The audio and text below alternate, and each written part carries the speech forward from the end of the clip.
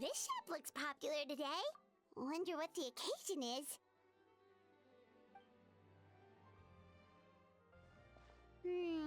Butterfly Dew Cosmetics now on sale. Huh, looks like it. Oh, Sigewinne's here too! Hey there, Sigewinne! Hello there, Traveler and Paimon. I hope you're keeping yourselves fit and healthy. You bet we are! So anyway, what are you doing here, Sigewinne? The Duke insists I take regular vacations in the Court of Fontaine. This one just so happened to coincide with a promotion for a new skincare product, so I came over to take a look. I like to keep up with the latest industry developments when I can, to help me with my magazine articles. Wait, you write? For a magazine? Which one? It's called Beautés en Fleur, and it's run by the Fontaine Beauty Association. I've done lots of articles about skincare for them, using the pen name Maritime Flower. Oh, wow! You're a Maritime Flower?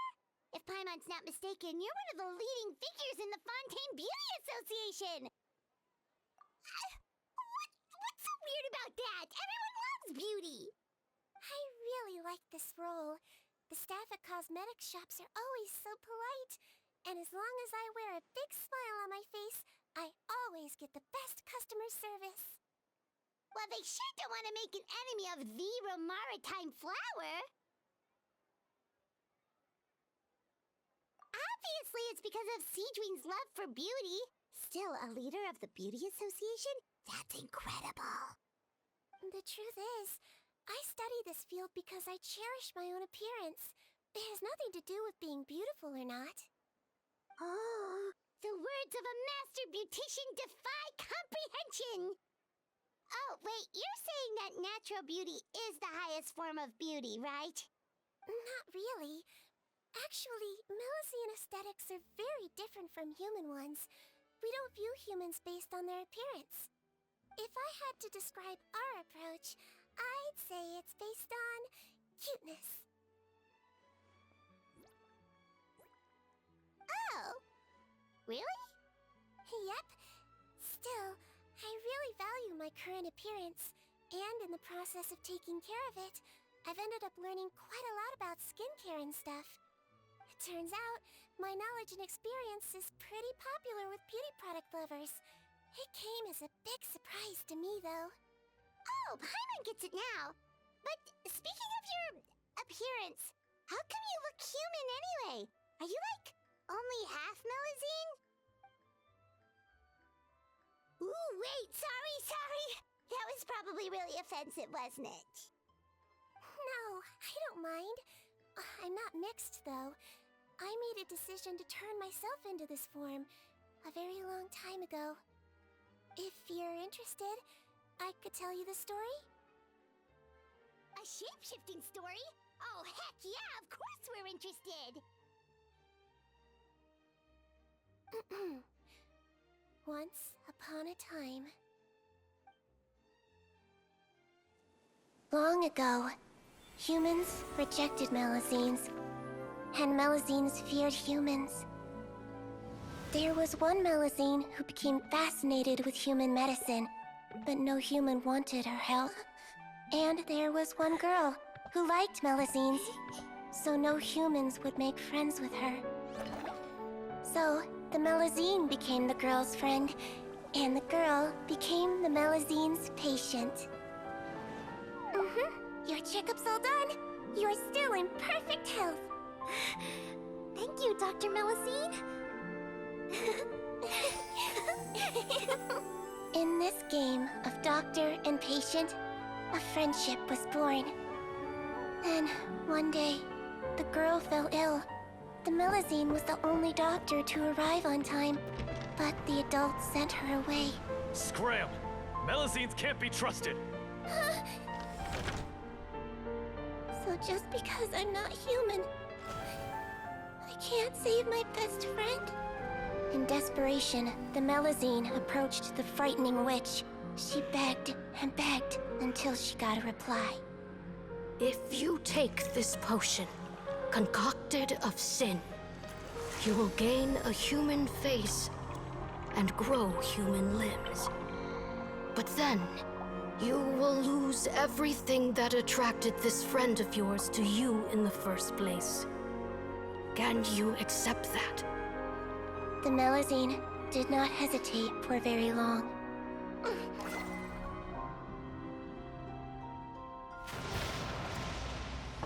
On a rainy night, a little doctor knocked on the girl's door. The doctor wore a hood and raincoat, maybe to protect her from the rain, but maybe also to hide a secret. The little doctor held the girl's hand and treated her illness, just as she had so many times before.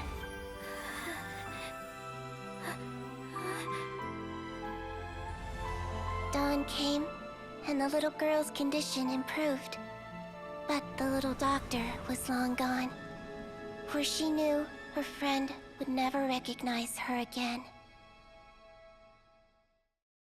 And so, since then, I've lived my life in human form. Most people who know me just think I was born this way. Ooh, a witch? A potion? Why does this sound like a fairy tale? Trust me, it's a true story. Must be the way you told it then. It just sounds so... Yeah, not every Melazine would take human form to save their human friend. That must have been a huge decision. Treating patients is a doctor's duty. We must always find a way, even when the going gets tough. Ugh, it's so crazy that they turned you away just because you were a Melazine. Especially when their daughter was so sick. Well, sometimes appearance can be a real barrier. But that was a long time ago. I like how I look now anyway. Paimon too! You're super cute this way. Attention customers! Thank you all for waiting. Now, on behalf of our skincare partner, I'm delighted to announce that our exciting new product is now officially on sale! Well, there we go. Let's have a look, shall we? Paimon, if you want to buy any skincare products, I'll be happy to give you some suggestions. Really? Personal advice right from a leader of the Fontaine Beauty Association? What an honor! Allow me to introduce our newest skin lotion, Butterfly Dew. I'm sure many of you have already read about this product's trials in the newspapers. To say that it improves skin quality is an understatement. This product gets its name from the way it transforms your skin and makes it glow anew, like a butterfly emerging from its chrysalis and spreading its wings for the first time. We are thrilled to have the inventor of this fantastic product with us here today. Please welcome Mr. Rawat, a researcher from the Fontaine Research Institute. Now, without further ado, I'll hand over to Mr. Rawat to tell you all about what Butterfly Dew can do for you. Thank you. Hello, everyone. I'm Rawat, and I developed Butterfly Dew.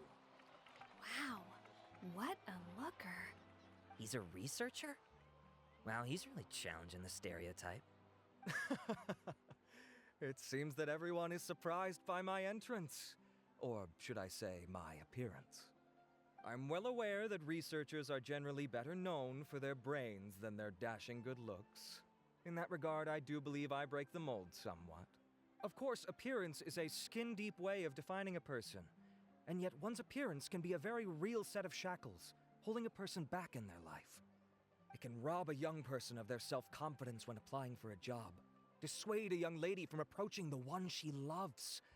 Our actions are at the mercy of our appearance, and we slowly become the very person that the outside world sees us as. But what if I told you that those shackles can be broken? If our appearance prevents us from changing, then let us first change our appearance itself.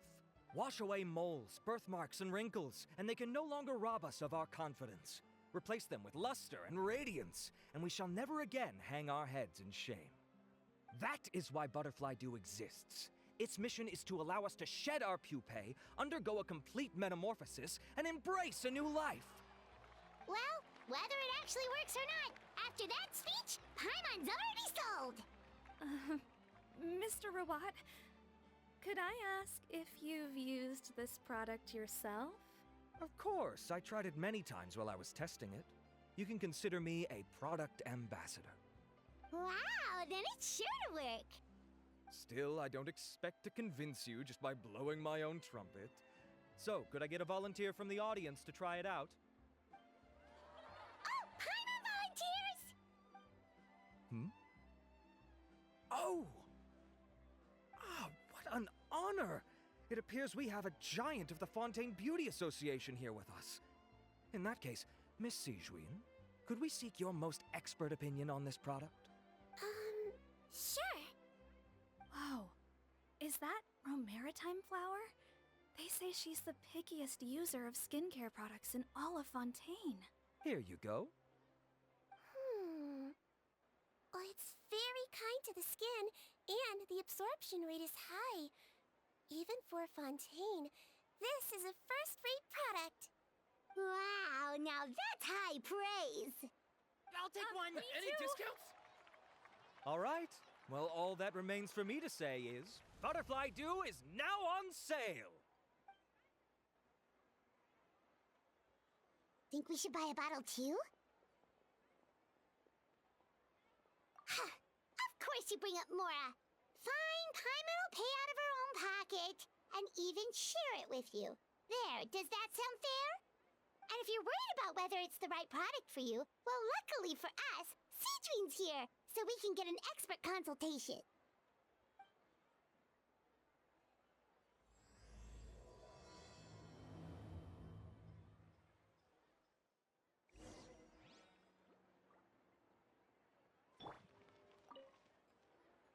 It's an honor to receive such high praise from you. To be honest, I was also hoping you might be able to point out some flaws in the product so I can keep improving it. With most skincare products, the pros and cons only become apparent with long-term use. Yet, this one has instant benefits, improving skin quality without any obvious side effects.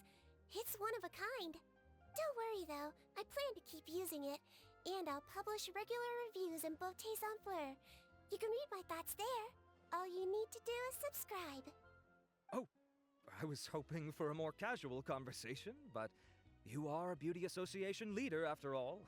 I understand if you want to keep this professional.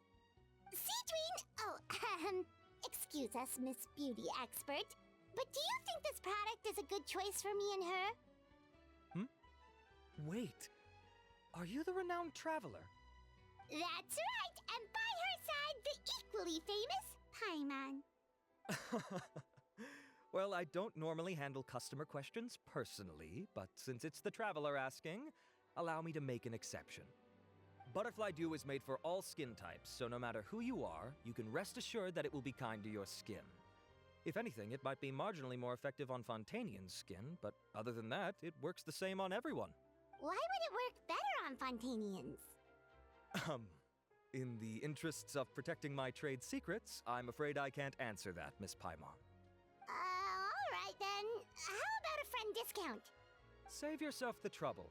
I'd be greatly honored to have both of you use my product. Here, take 2 bottles for free. Yay! Paimon's private fund survives! I can see why you might think that, but please don't misunderstand. This gift is simply a token of my esteem. There's no business motivation behind it.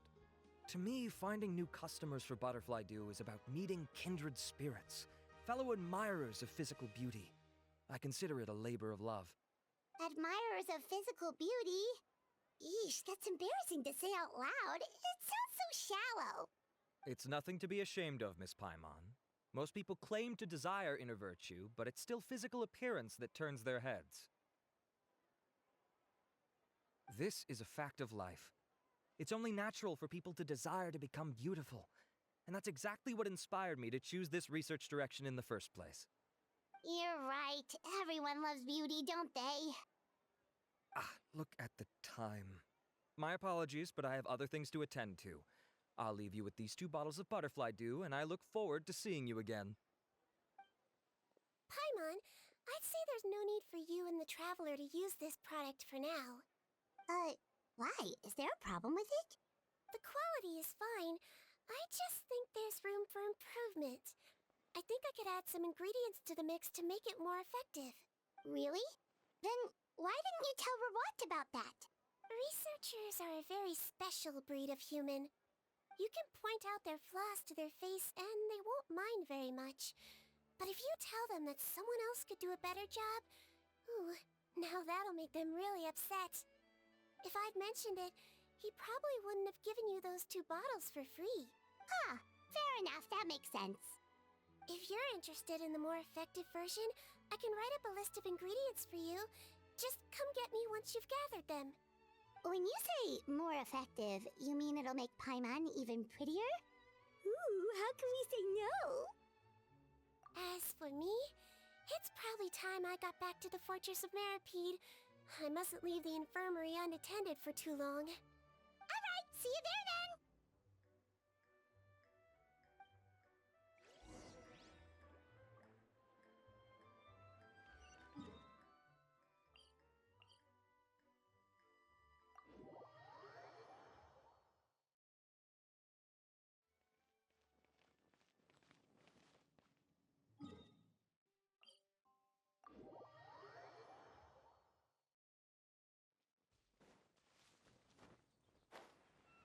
Just up ahead, traveler. The ingredients for Sigewinne should be nearby.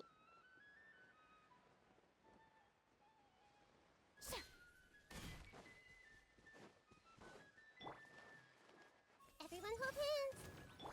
Strike a pose! Say cheese! Truth bomb! Ready, steady, go! Let the show begin. Hey! Yeah! Yeah!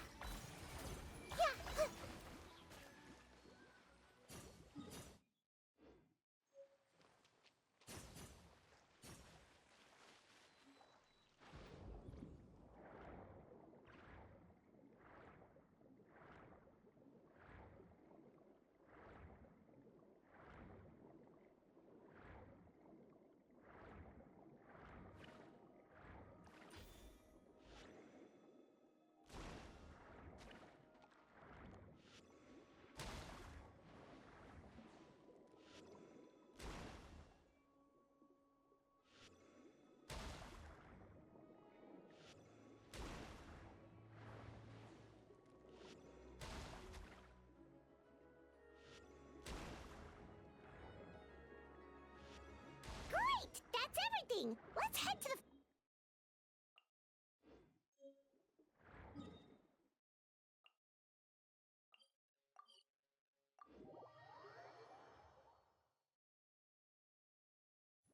Everyone hold hands.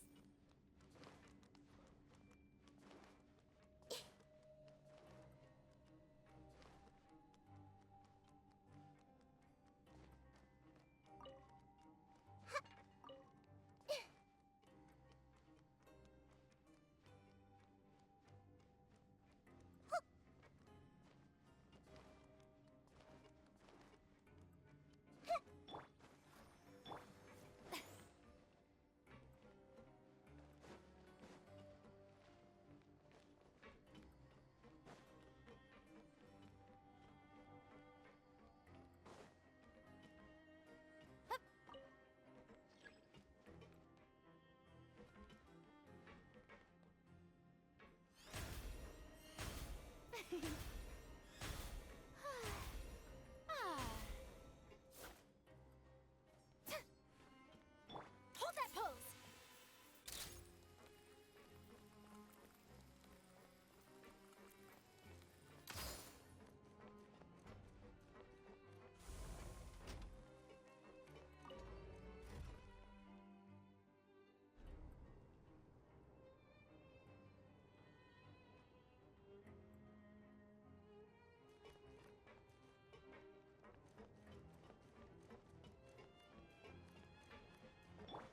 Let the show begin.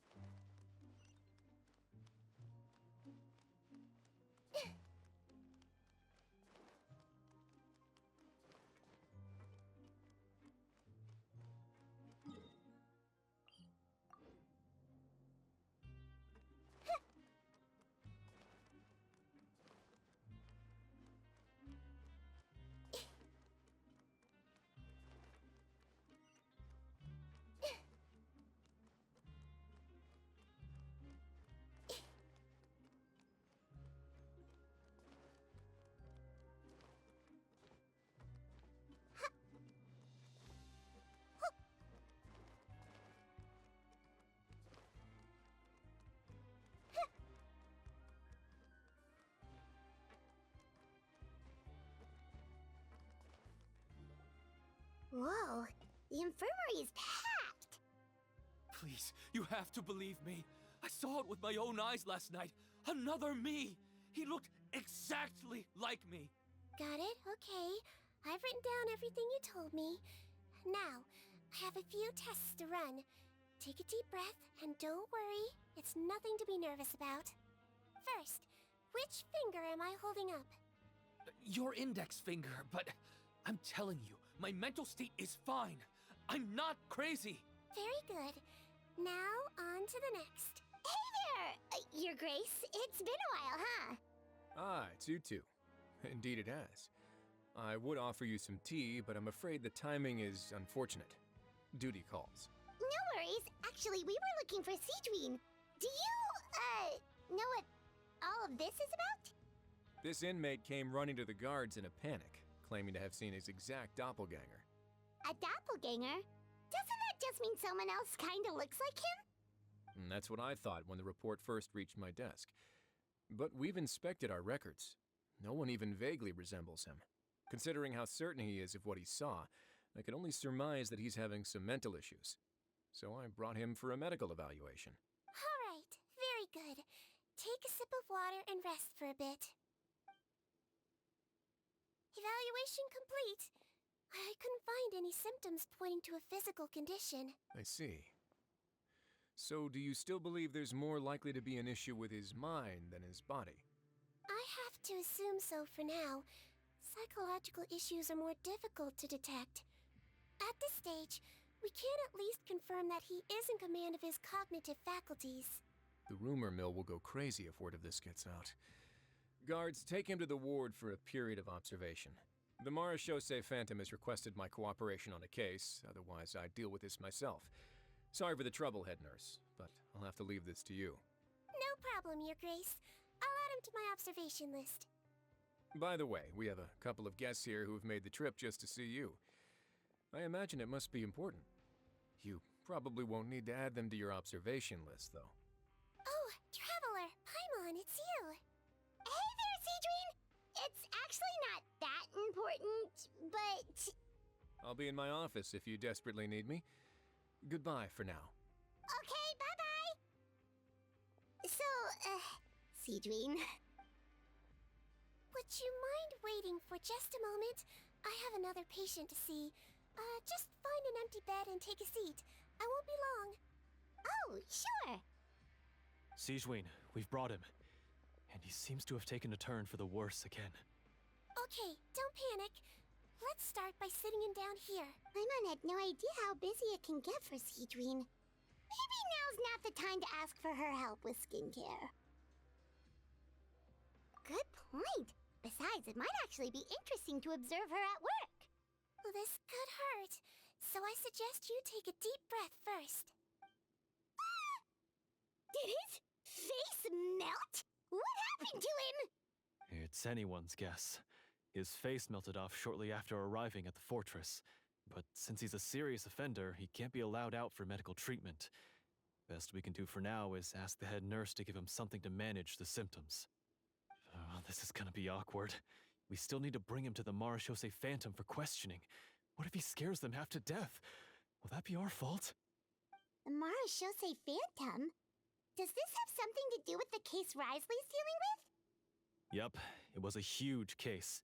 They bagged a few dozen crooks in one fell swoop. And this guy's the baddest apple of the bunch. He harmed countless people. And now, it looks like it's all finally catching up with him. You done gawking? Not yet. I need to check the severity of your ulcers to decide the right dosage. Don't worry. We Melazines have a very different sense of aesthetics from humans. To me, he just looked like a little kitty with slightly scruffy fur, but still just as cute. Don't patronize me. Do I look like a kid to you? Just give me the meds and let me out of here. I already missed my cell.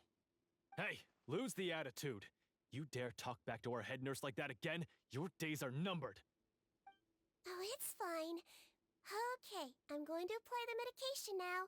Tell me if it hurts, alright? Look how nice Sigewinne's being. And he still talks to her like that? What a nasty piece of work.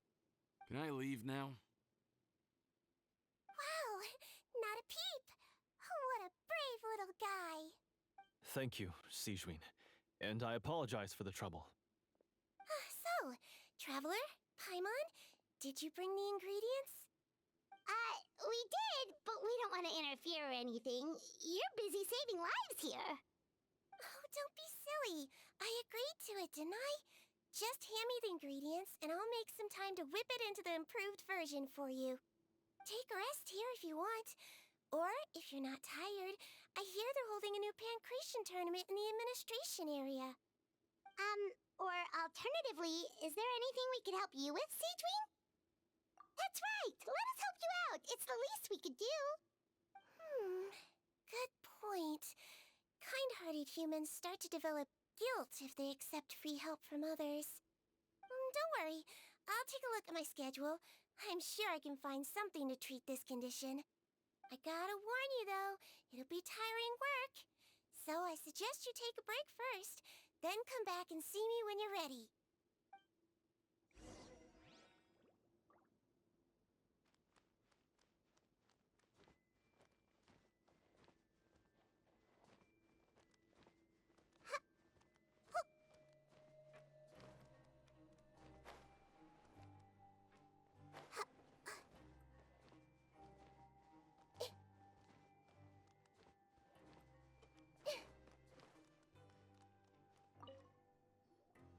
We're ready, Sigewinne! What's our first mission?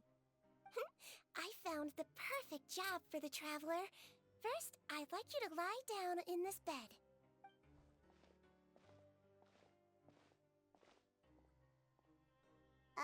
What for? I need you to pretend to be sick. What? Oh, is it that difficult? I thought you did a pretty good job last time. Oh, so you knew. I sure did. She was way more interesting than the usual malingering inmates. When you played along very well, Paimon, I observed you two for quite a while after that. Well, this is awkward. But why do you need us to do it again now? No time to explain. My next patient will be here any second. Please just do as I say. You can, pretend like you've got a nasty headache. And throw in some dry heaving for good measure. Okay.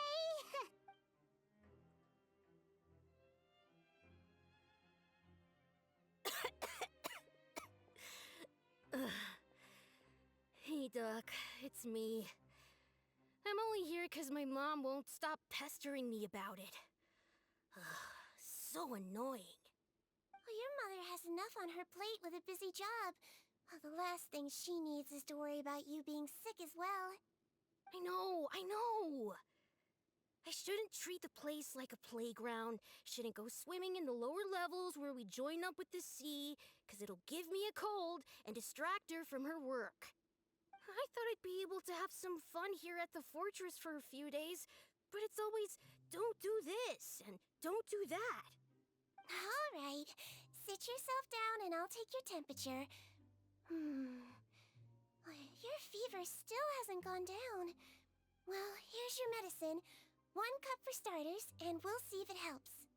But Doc, it's so bitter. Do I really have to drink it?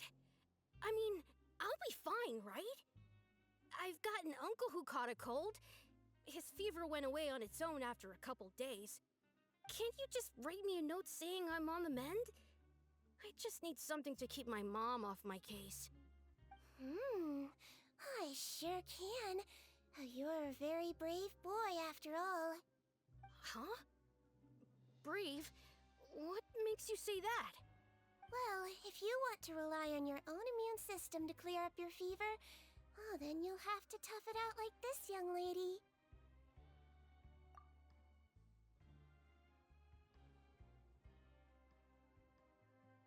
Hang in there, Traveler! Are you gonna puke? Paimon can get you a paper bag! Huh?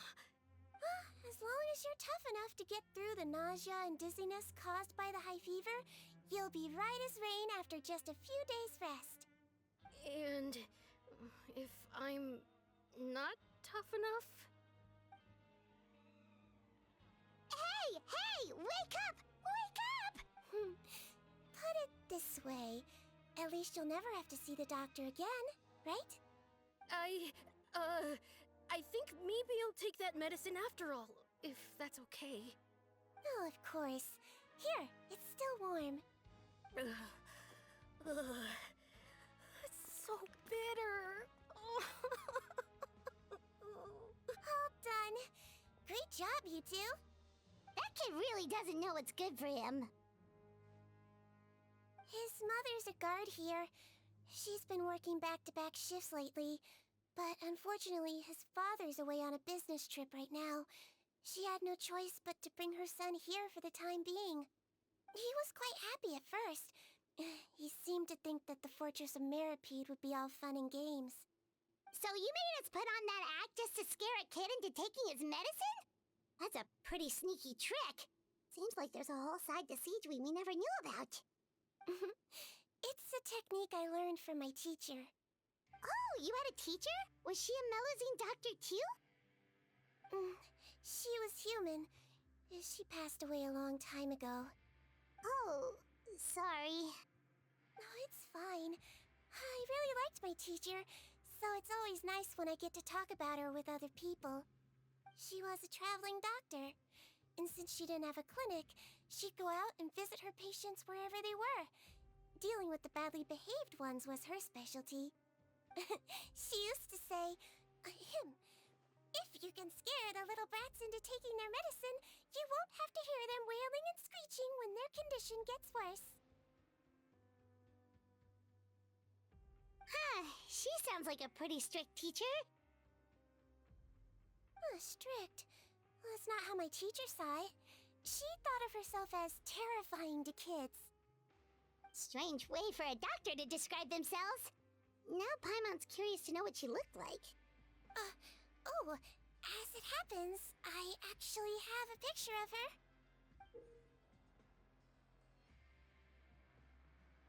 Oh, wow, yeah, okay, that'll terrify the kids. Yep. All the children she treated thought she was a witch. Why does it almost sound like you're envious of her? Oh, because I am. If she was here, all the children would take their medicine without any need for tricks. A doctor who looks like a witch. True, they wouldn't dare try anything funny with her around. Oh, me, on the other hand, it's hopeless. Children aren't afraid of me at all. That's actually a good thing, you know? Oh, my next patient should be arriving now. Would you mind lending me a hand again? Sure thing! On to the next mission!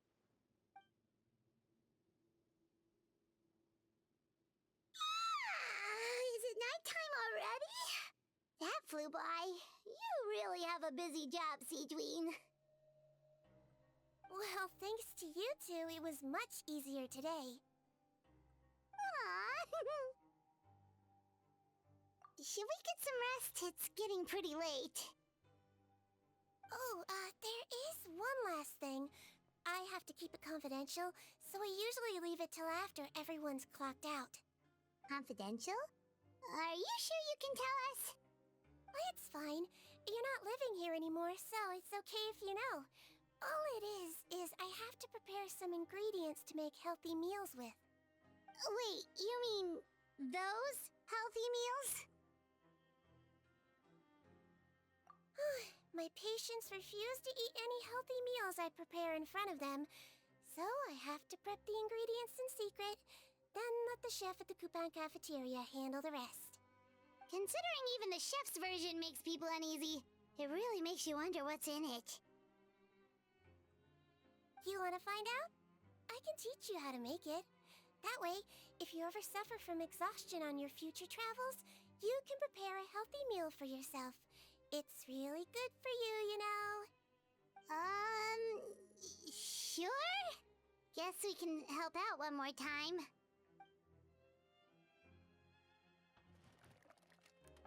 The ingredients are ready. Now, put them on the table and add them in the order I tell you. First, we add this special slime condensate, stir it thoroughly, then pour it in. See that? It adds elasticity. It looks just like tasty jelly, doesn't it? Yeah. Yeah, it really does. Until you remember it's slime condensate. Next up, xenochromatic crystals. You want to crush them up into a fine powder, like powdered sugar. Wait, are those from Fontimer aberrants? Are you sure they're edible? Finally, we'll need some high-protein meat. Frogs are an excellent choice. You just need to clean their innards, and then you're left with some lovely, tender meat. Oh! Frogs. And we're done. All that's left now is to pack them into lunchboxes and hand them to Walsey. Yesterday in the production zone, I noticed an inmate who's been working for 2 days straight. That means it's a healthy meal for him tomorrow. Sigewinne really does have the inmate's best interests at heart.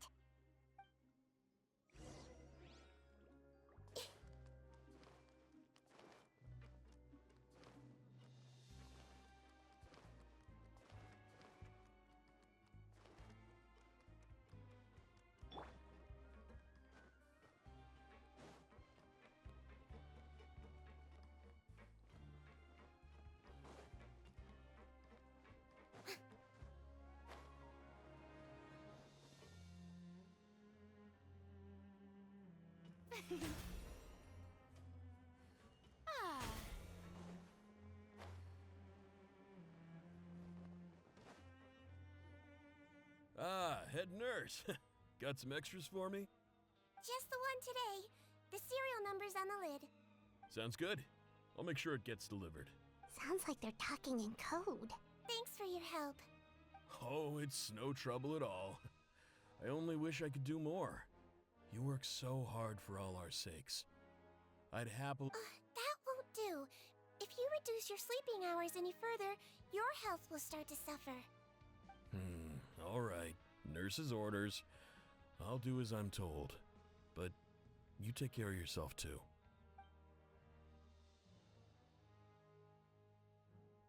Well, I'm done with work for today. Thanks for helping out, you two. Seems like the guards and staff here have a lot of respect for you, Sigewinne. In just one day of helping you with your work, it feels like we've done a lot for the fortress. Head nurse, please, wait. I'm sorry to disturb you this late at night, but I think you'll agree this is urgent. Okay, just relax and catch your breath. What's the matter? The guard at the observation ward, Odilon, he told me to pass on a message to you. One of the inmates there, the guy suffering from possible hallucinations, well, he seems to have made a sudden recovery, and now he wants to apply for permission to leave the ward. Huh? Already? You were right to tell me. I'll have to examine him and make sure he's well before we discharge him. Looks like we've got one job as medical assistants left. We'll come with you.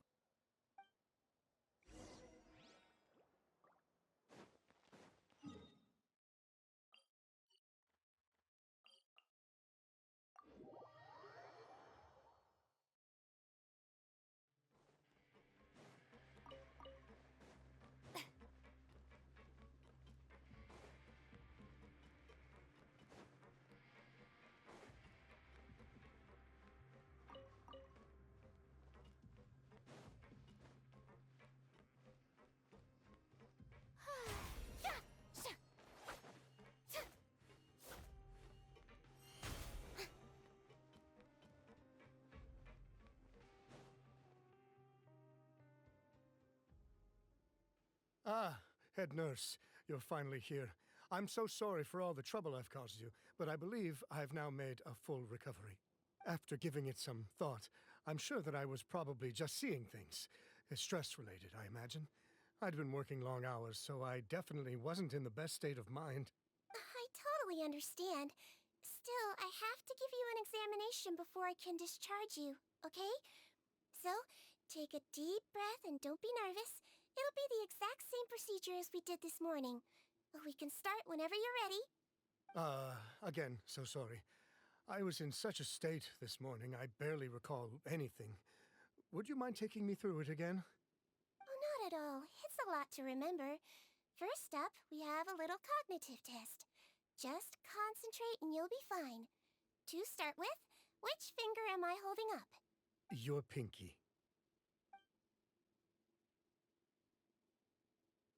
Alright, all indicators seem normal. So it was a stress-induced hallucination after all? Well, we've certainly had previous cases of mental illness caused by overwork, which is why I carefully observe everyone in the production zone. I wonder how I managed to miss the signs this time. Please, head nurse, you shouldn't blame yourself. I'm just still adapting, that's all. Pushed myself too hard, and I guess I couldn't take it. Thanks for looking after me. I'll be as good as new after a good night's sleep. And if you can give me the okay, I know I'll sleep better back in my good old dorm. It can be difficult to relax in an unfamiliar environment. Alright then, you can leave the ward. I suggest you take 2 days off to focus on your recovery. I'll take you off the observation list for now, so you're officially discharged.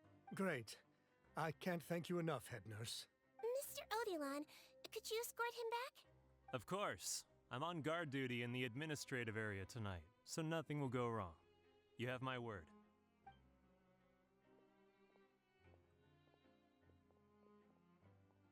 Guess you're finally done for the day now, huh? Yep. But I still haven't gotten around to making that improved lotion for you yet. Oh, no rush! Seriously, it's super late now. You should go get some rest too. Well, tomorrow it is then. Good night, Traveler. Good night, Paimon. Hope you sleep well. Oh, don't you worry. We will. After a productive day of work, we're both gonna sleep like a log. Yeah, sleep tight, Sigewinne. See you tomorrow.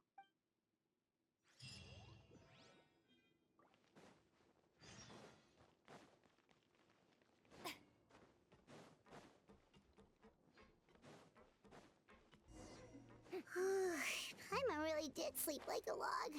Let's go find Sigewinne.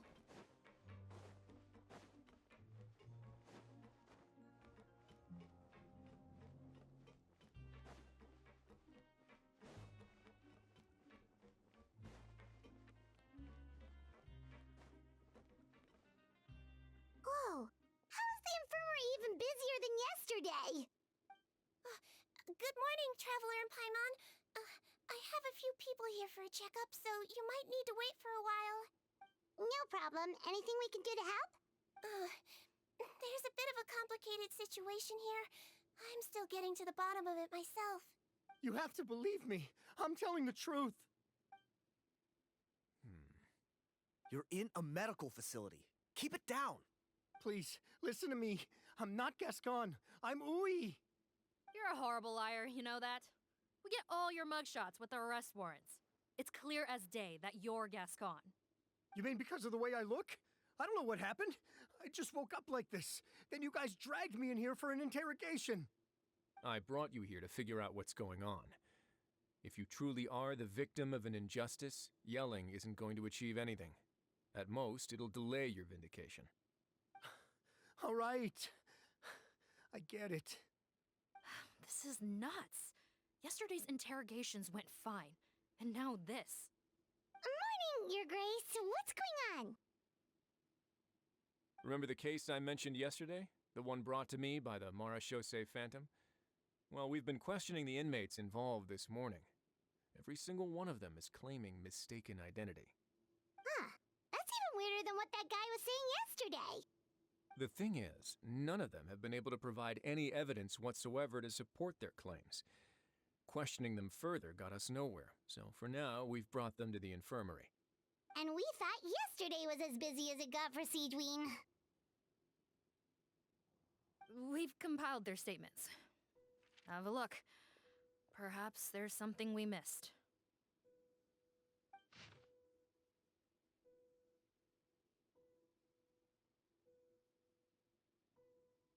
Wait. Release? Interesting. The inmates they spoke of in their statements appear to all be due for release today. I noticed that too. If that's their plan, they're underestimating us a little.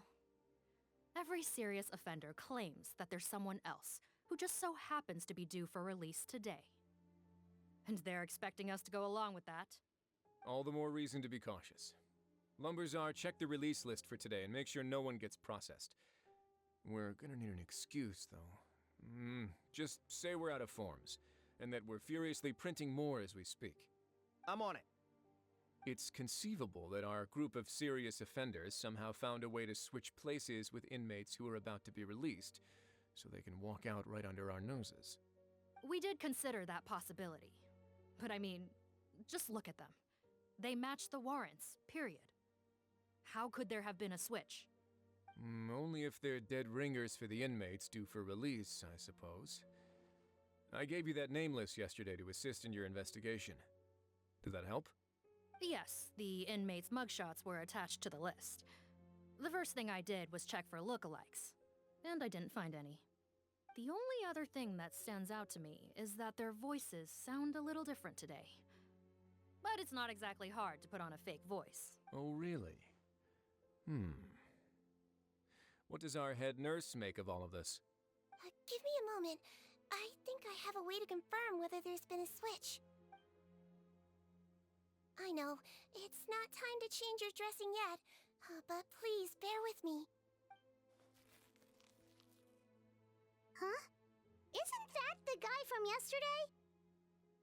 This should be Honore. He has very severe facial ulcers, which require an operation in the hospital at the Court of Fontaine. I authorized him to leave the fortress for medical treatment under guarded escort. Yes, like I told you. I'm not Putton. I'm Honore. So there has been a swap. Well, I can see what happened in Potten's case, but how do you explain the other inmates? You're not telling me their souls switched bodies, are you? No, I believe it was their faces that got switched. The method is a bit like replacing a tooth. Take the bad tooth out, put a false one in. And actually, I think I can prove it to you. Traveler, Paimon, do you remember Eric from the other day? Yeah, sure do. Then you can be my witnesses. To start with, please fetch the inmate who claims to be Eric.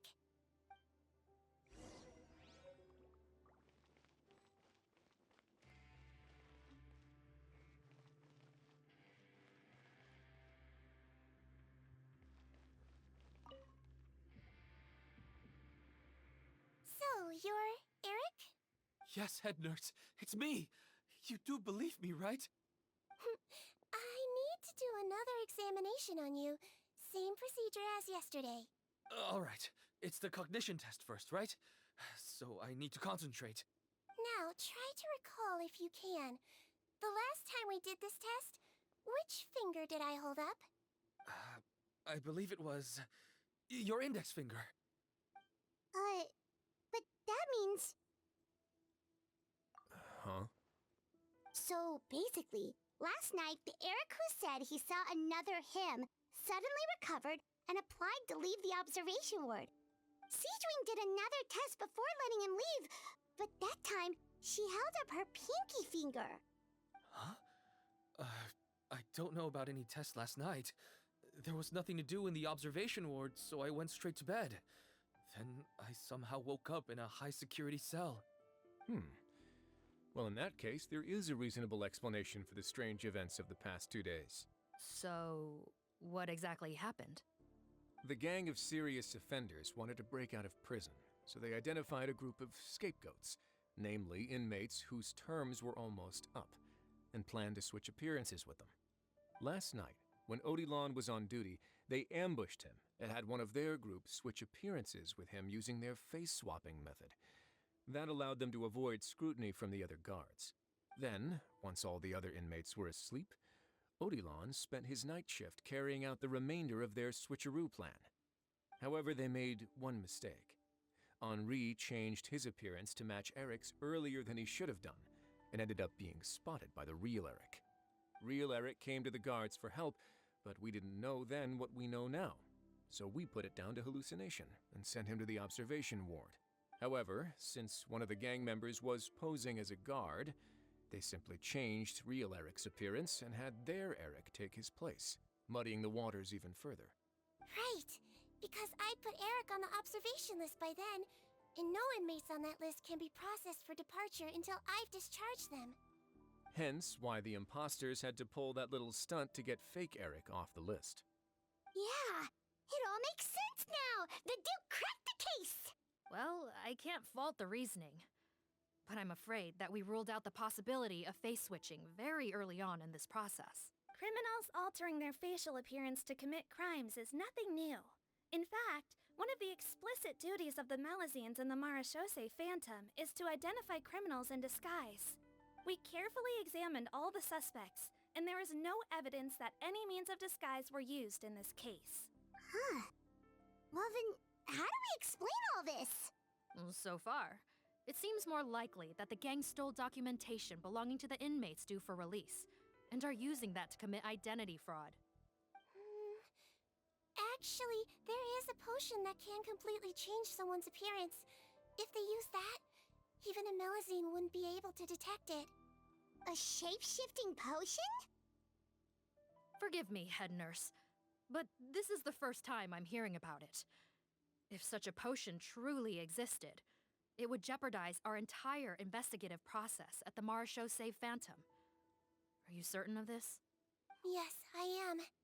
But please, trust me in my professional opinion as an experienced clinician. At the same time, without any solid evidence, it's pure speculation. If we can round up all the inmates suspected of switching places, then have a little talk with both sides, we might just get our answer.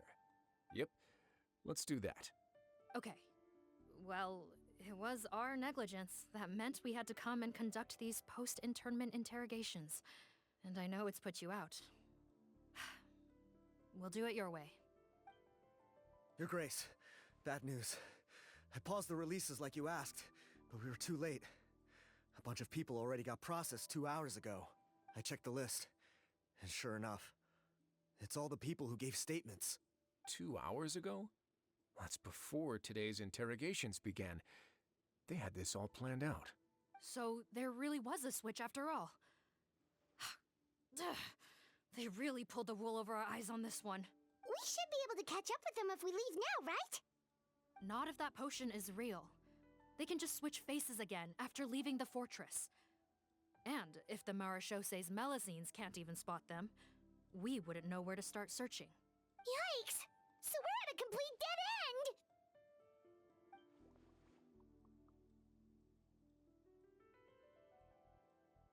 Well, technically there is one more lead we could follow up on. We were only able to arrest this gang thanks to the help of a researcher from the Fontaine Research Institute. I believe his name is Rawat. Oh? Rawat? Isn't that the handsome guy we met at that skincare promotion? Handsome? Maybe from a human point of view. I just remember that he specialized in potions. One of the crimes this gang is charged with is the manufacture and sale of illicit drugs. According to Mr. Rawat, they appear to have stolen technology he developed through his research and used it in their operation. At first, he thought it was a typical case of intellectual property infringement, and he tried to negotiate with them. But once he discovered their criminal operation, he reported them to the authorities. Thanks to his report, we were able to swoop in and arrest them all in one go. What a hero! Bet that took courage on his part. No doubt. This is worth following up on. As the one who snitched on them, it's highly likely that Rawat will be targeted by the escapees. That aside, since he's negotiated with them in person before, there's a chance he'll have some additional information for us. Understood, Your Grace. My team and I will head to the Fontaine Research Institute right away. In the meantime, please keep an eye on the face switch victims for us. Of course. Miss Morgan, I'd like to come along and help you catch these criminals. Huh? Why's that? Well, I'm the one who discharged the fake Eric last night, so I feel partly responsible. Don't say that, head nurse. Your focus was on the inmates' health, and rightly so. We can't ask you to help with arresting criminals. That's our duty. I also have a more personal reason. Cotton is a patient of mine, and if I don't get a new batch of medicine to him in time, his condition will get much worse. Look, head nurse, I completely understand where you're coming from. But arresting criminals is dangerous business. And if anything happened to you, none of us can afford to take on that responsibility. Don't worry, I can defend myself just fine. You say that, but still. If I may, Miss Morgan, Sigewinne is the one who raised the potion hypothesis, and I'm sure she has far more expertise on the topic than your team. My suggestion would be to bring her with you. And if you really are worried for her safety, then... Ah, there you go, right on cue. Knew I could count on you. Okay. Well, since this plan has the Duke's blessing, far be it from me to refuse. We should head off immediately. Time is of the essence.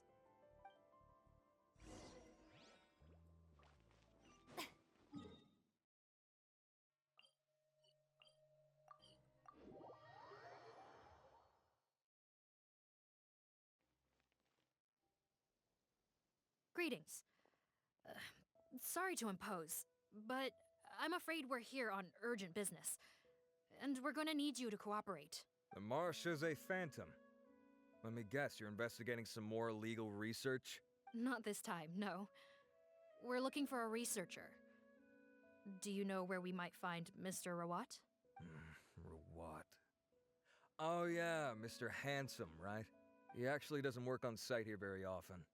There's a handful of researchers in the nearby area who know him pretty well, though. You can see what they know. Just a handful? Paimon figured he'd be the most popular guy around.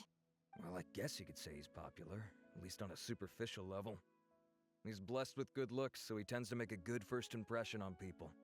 But in all his time here at the Fontaine Research Institute, I don't think he's ever had a single deep conversation about his research with his peers. That's no way to make real friends around here.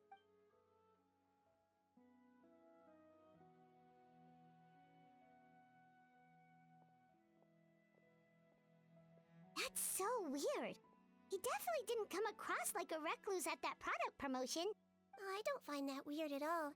He definitely didn't strike me as the kind of guy who's, good at making friends. Really? Paimon couldn't tell. Must be a Melusine perception thing. Okay, we should talk with his acquaintances. But we also need to check the Research Institute for any clues. Let's split up. It'll save us some time. Sure thing. We'll go ask around among the other researchers with Sigewinne. Paimon's suddenly kind of curious to know what everyone really thinks of him.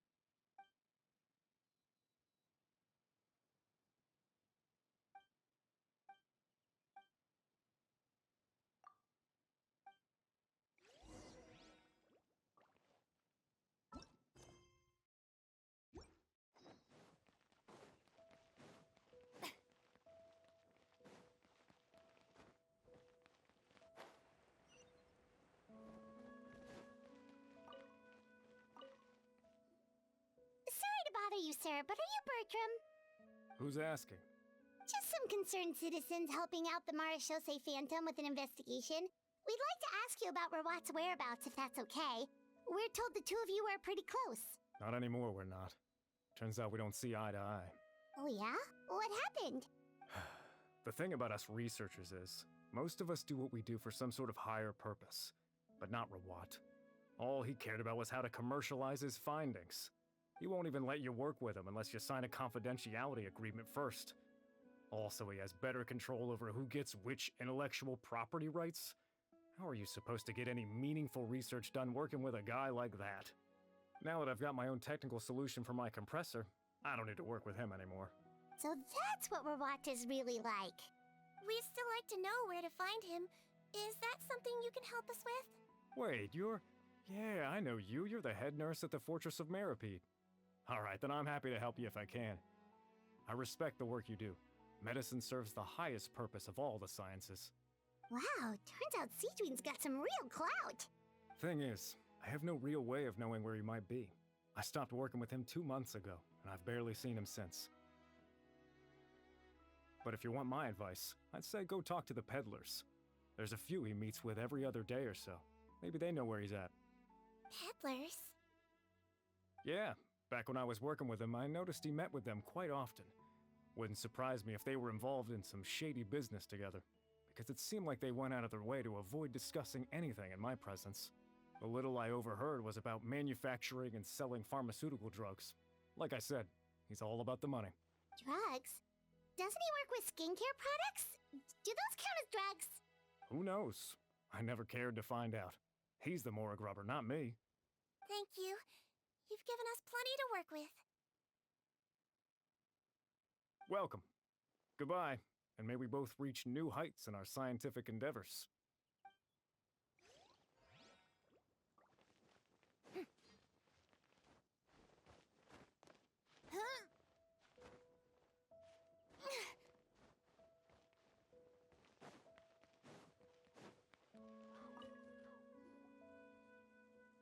Excuse us, are you Audrey? That's me. What is it? Are you close friends with Rawat? We're trying to find out where he is. Close friends? You mean because I told him I had feelings for him once? I doubt I'm the first or last at the Institute to make that mistake. Why would you single me out as a close friend? I should have known, really. Men like him, they just enjoy being surrounded by fawning women. They're not interested in a serious relationship. Okay. Why would I know where he's at? I barely know him, and he probably doesn't even remember me. Ugh, this is getting annoying. Shall we go ask someone else?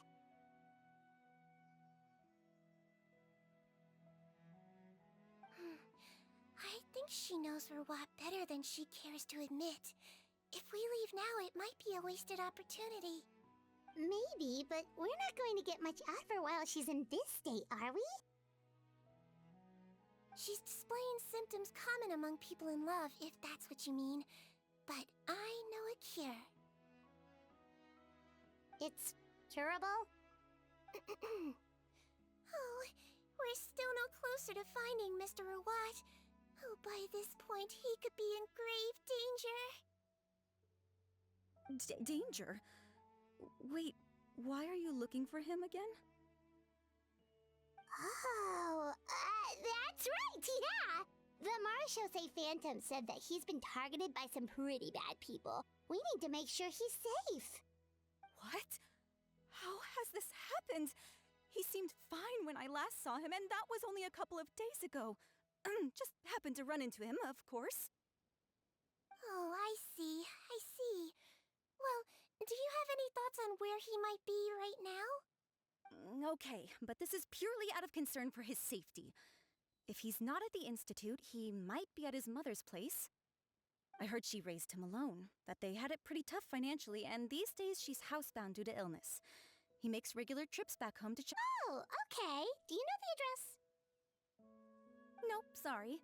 I only found out the thing about his mother because it came up in conversation once. I was just trying to find out more about him, so I could get to know him better. When I told him I had a crush on him, I offered to help him take care of his mother. And yeah, maybe that was a stupid idea, but did he really have to yell at me for it? It's like, fine, I can take no for an answer, but unbelievable. These guys only want to show you their charming, well-groomed exterior. They can't stand it when a few home truths shine through. Looks like her love syndrome is flaring up again. We need to find out Mr. Rawat's mother's address.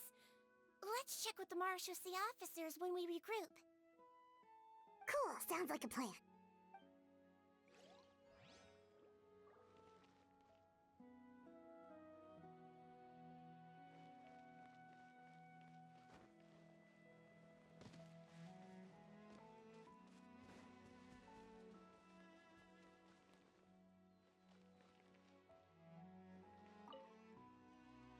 Hey there, are you Antibes? What do you want? We're here to ask about Rawat. Any idea where he might be? We were told you were pretty close with him. Close? Not sure that's the word I'd use. He wouldn't even let me use his patent. Huh? It's been a good few days since I last saw him. I don't know where he's at. Go ask someone else. Would the patent in question happen to be related to the new skincare product he developed? Yeah, kinda. Butterfly dew, or whatever he calls it. I heard he made a tidy sum off of that one. Okay, now we're getting somewhere. Keep going. Most of the other researchers here focus on mechanics, energy, stuff like that. I get why he wouldn't be interested in having anything to do with them. But I'm studying coatings. There's a huge overlap in our areas of research. Why would he refuse to work with me? I bought his product once, and noticed it contains a unique substance that might have applications in coatings, too. If it worked out, I could probably make as much as he's making. Don't get me wrong, I had no intention of plagiarizing his work. I was hoping to get official permission to use his findings in my own research. Followed the proper procedure. It was all above board. I would have had to pay him a license fee and everything. But despite that, he turned me down not once, not twice, but 3 times. It's like he's vehemently opposed to the idea of anyone else making the kind of money he does. Huh, so is Rawat antisocial, or is this guy just jealous? Well, it doesn't look like we're gonna get any info about Rawat's whereabouts from him. Let's go. Wait, 1 second. Mr. Antibes, next time you go shopping, you should buy some Buell fruits. Peel the skin, steep in water, then drink. It'll help calm your mood. Huh? Yeah. Thanks. Well, that's all 3 researchers. Let's head back to the meetup point.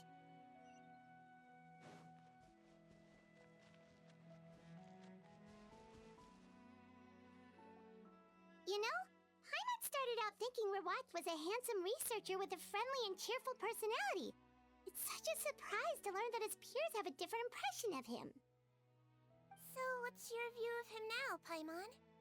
A handsome researcher whose difficult upbringing turned him into a profit chaser with a chip on his shoulder?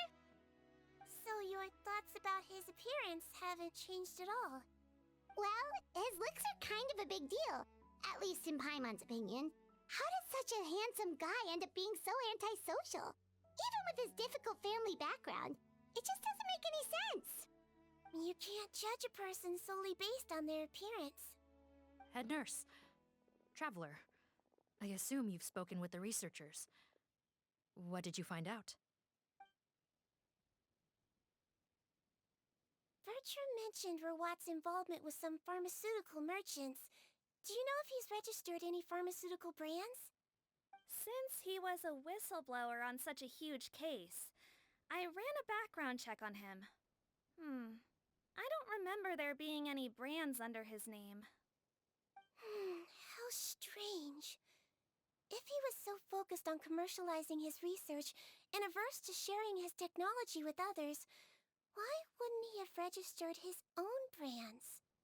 Maybe he and his business partners needed to avoid public scrutiny? You think he may have colluded with the gang? Well, the crime was manufacture and sale of drugs, and that would certainly be in his wheelhouse. We can't rule it out. Isn't that pretty unlikely, though? He was the one who blew the whistle on them! Most children who come to me with tooth decay have suffered pain for a long time already, but they'll still try to hide the fact that they eat too many sweets. Grown-ups and children aren't so different in that regard. If you say so. I saw him when he came to make his report, and I certainly didn't get the feeling that he was the type to collude with criminals. Perhaps it's more likely that they were coercing him. You mentioned that he comes from a poor family. So, it's possible that the criminals approached him, asking for academic support, luring him in with the promise of riches. By the time he discovered who they really were, he was in too deep. They had leverage on him, so he was forced to keep working for them. I've seen it happen many times before. That does make a lot of sense. It would definitely explain why he was so unwilling to cooperate with his fellow researchers. No wonder he's so unsociable. He must be on edge all the time with a gang of crooks breathing down his neck. In that case, the situation could be worse than we thought. If Rawat was working with the escaped inmates, they're sure to know more about his whereabouts than us. Oh, there's a good chance they'll get to him before we do. Based on the information we've gathered so far, he was last seen 2 days ago. If no one's seen him since, maybe we're too late. 2 days ago? So he went missing right after that product promotion. That was the same day he reported the criminals, too. Not a good sign. Don't worry, everyone. I believe we still have a chance. Since he disappeared right after blowing the whistle, it's likely that he's gone into hiding. Yeah, he must have been worried that they'd come for him. All the more reason to find him as soon as possible. The only lead we have at the moment is his mother's house, which you mentioned earlier. Seath, think you can find the place? Yep.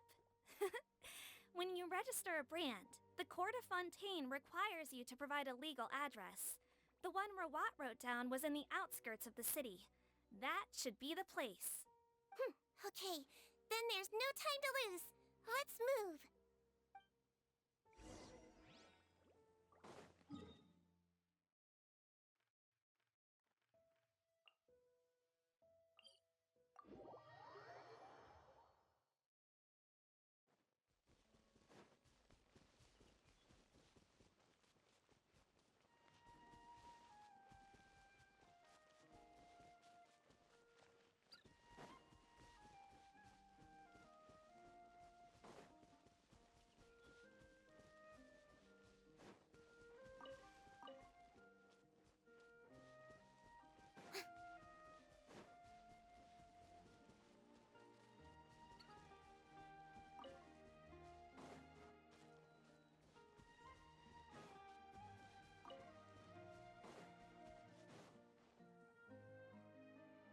All right, this should be the house. I'm... Okay, I'll knock.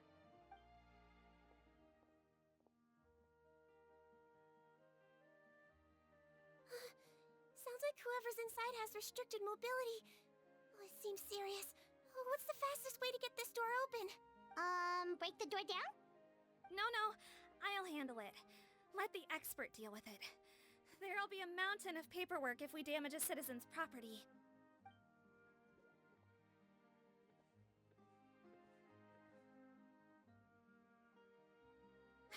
Calm down. Deep breaths. Remember your training. Control your strength. And... it's open! Seath, take a few people and lie in wait. Keep your eyes peeled for any activity around the house. The Traveler, head nurse, and I will go inside.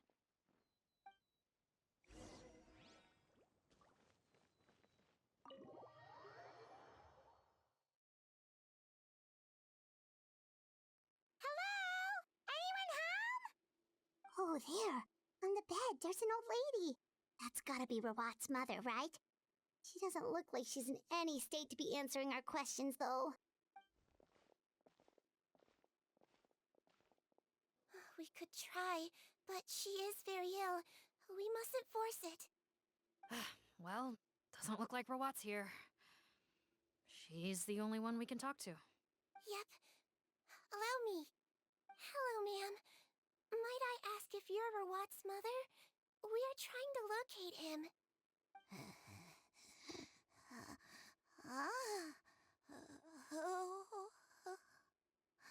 Hard of hearing, perhaps. Does anyone have a picture of Rawat? I have one here. I'd like to show you a photo, ma'am. Is this your son? Do you know where he is?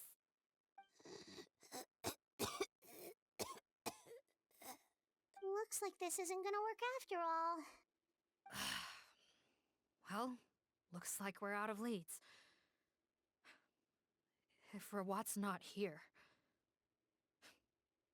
Things are looking very bad for him. Is it possible he could have avoided returning here because he knew he'd be in danger? Maybe.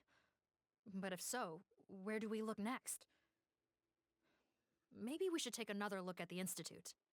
Guess so. I suggest we all return there now. We found a good amount of useful information the first time, but perhaps there's something we missed.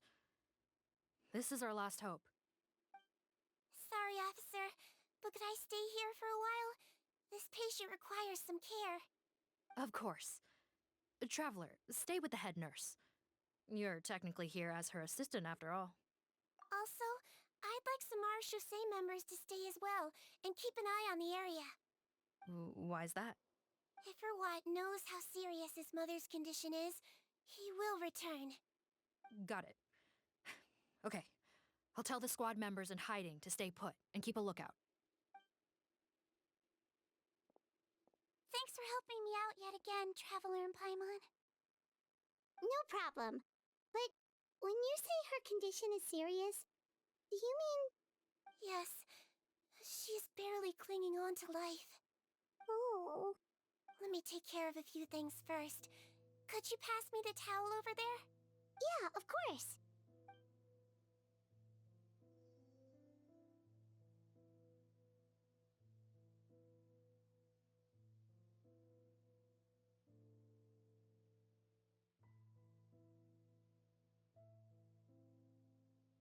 I can tell that her family has tried a lot of different treatment methods, including some very expensive medicines. Unfortunately, her condition is so multifaceted that a recovery looks all but impossible. Sigewinne, Paimon bets being a nurse must be pretty tough at times like this. Yes, it makes me a little sad. In Melizine's eyes, a human's birth, aging, sickness, and death are as much a part of natural law as sunrise and sunset. But human medicine can defy that law to some extent. In that sense, it is a science of miracles. That is why I became fascinated with it in the first place. But it was only after I truly became a doctor that I realized miracles don't always happen. Even the greatest doctors cannot cure all diseases. Sigewinne... Well, don't worry about me, Paimon. A doctor's duty is not to cure all diseases, but to treat whatever ailments they can. At the very least, I can lower her fever. That way she'll suffer less, and she might even be able to see her son. Yeah, all the more reason to find Rawat as soon as possible, even if we don't catch those crooks.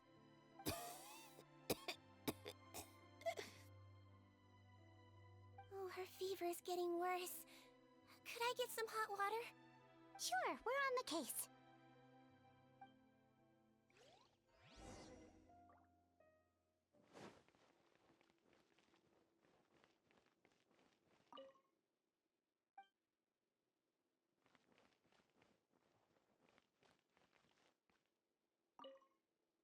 I'll take care of...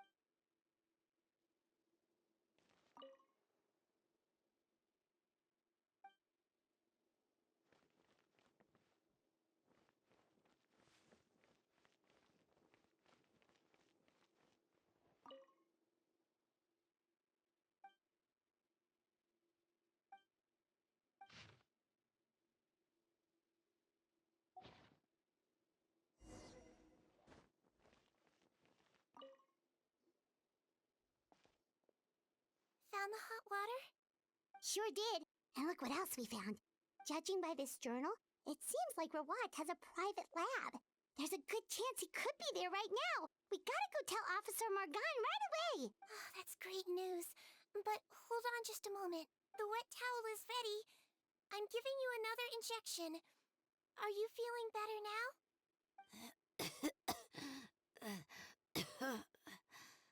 It's all right. We'll go bring him back. Please hang in there. Thank you.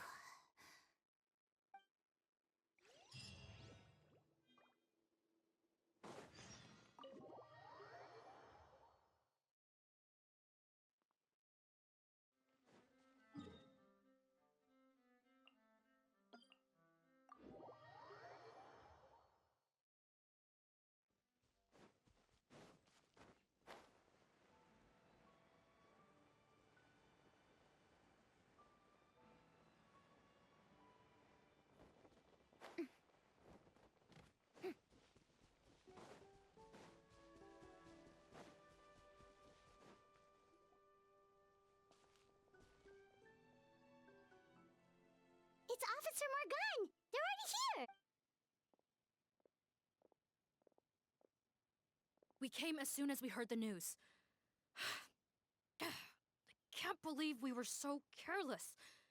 The most crucial information of all was hiding right there, in that room. And we missed it. Don't blame yourself.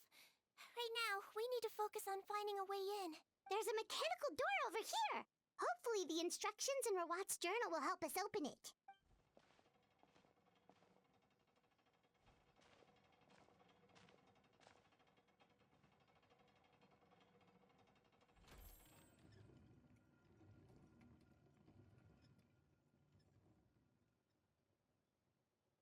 It's open. Let's go in.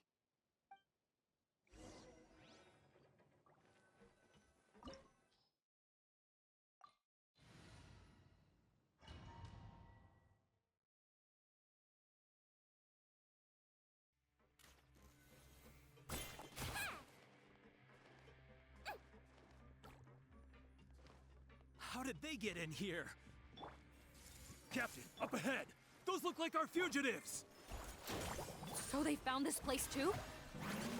Don't let any of them escape!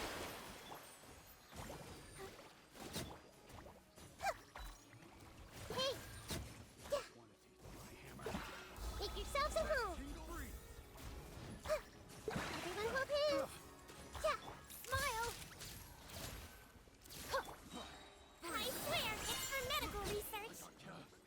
Picked the wrong test subject.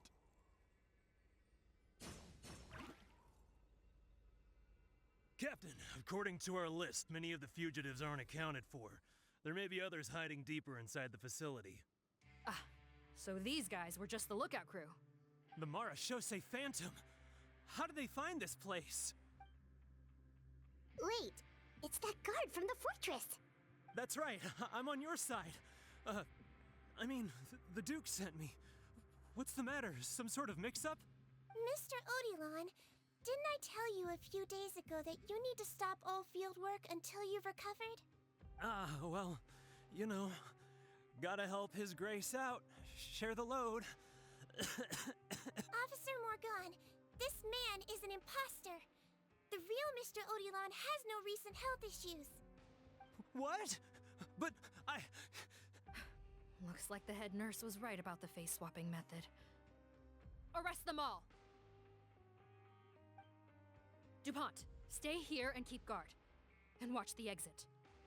If we're not back soon, call for reinforcements. got it.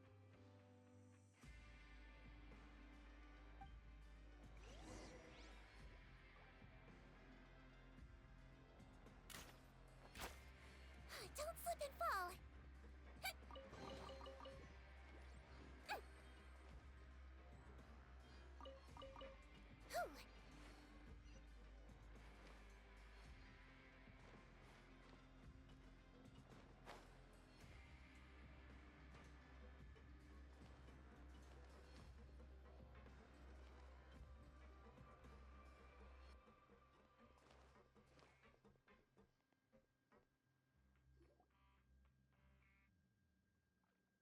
So many jars.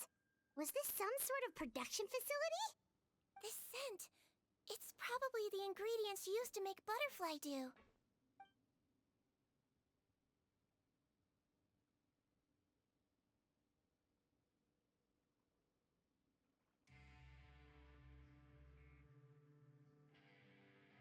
How come they're all empty?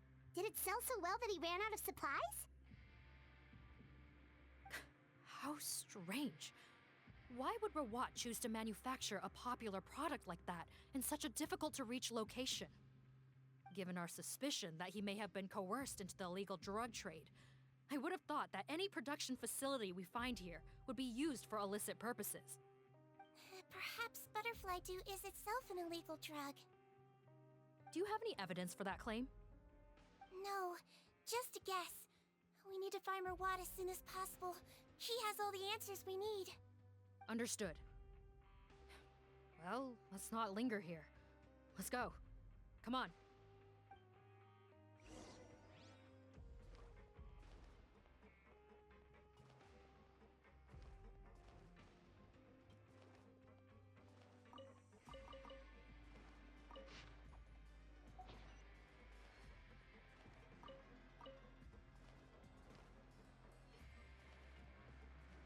doesn't look like we're gonna get this door open. Let's find another way around. Don't slip and fall. This one's closed too. What's with those carts and tracks? Oh, maybe it's one of those doors that opens when it senses cargo passing through. There's a loaded cart right over there. Let's bring it to the door and give it a try.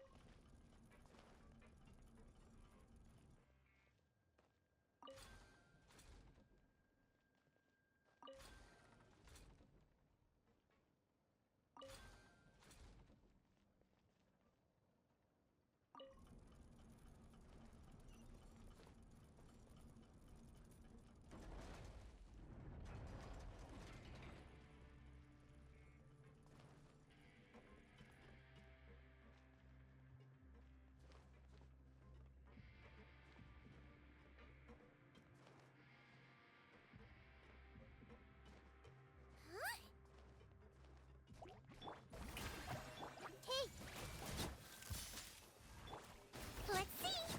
Go.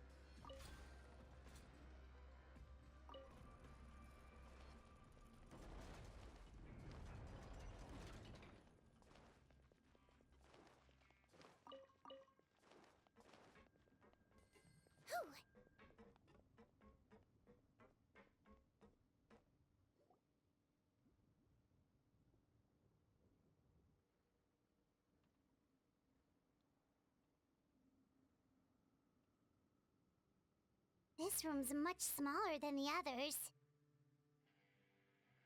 Judging by the implements on the table, this looks like a potion-making lab. Head nurse! Over here.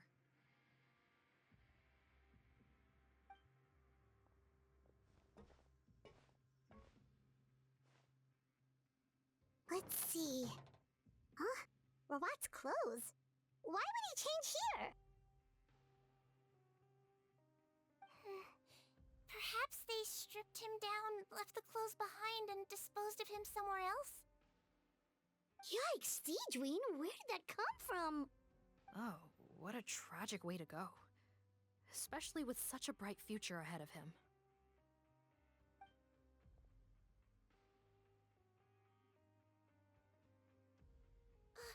There's a path leading further on, Officer Morgan. Let's keep up the pace.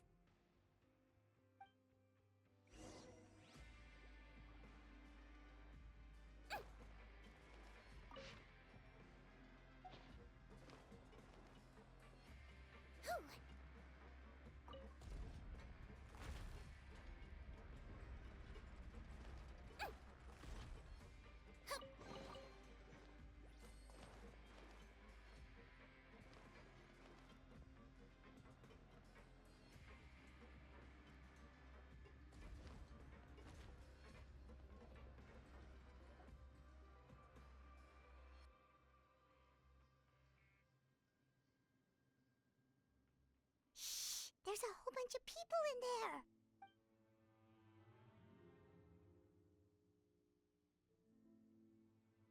Are you serious? You're telling us that within a day, our faces are going to rot like yours? Fontanian physiology changed dramatically after that great flood, and it's not as compatible with this face-changing solution as before. The side effects are as you can see. Why didn't you say anything before we all used it? Look, my plan got you all out of prison, didn't it? You'd have much bigger problems to worry about right now if the Marshal Say Phantom found out about your other crimes.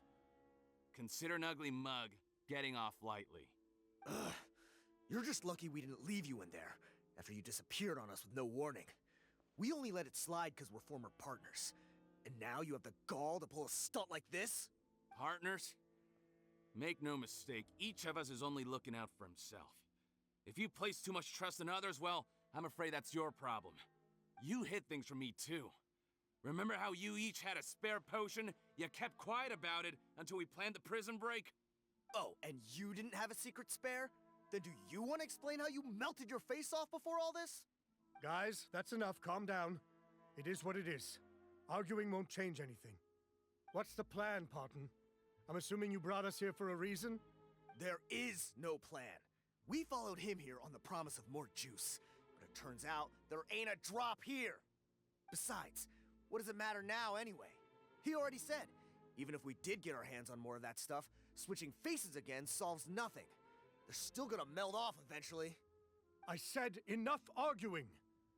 Parton, tell us the plan. The most practical solution is to continue using the potion. Keep switching to a new face before the ulcers can start forming. Are you kidding me? This stuff was hard enough to get a hold of even when we had a supply.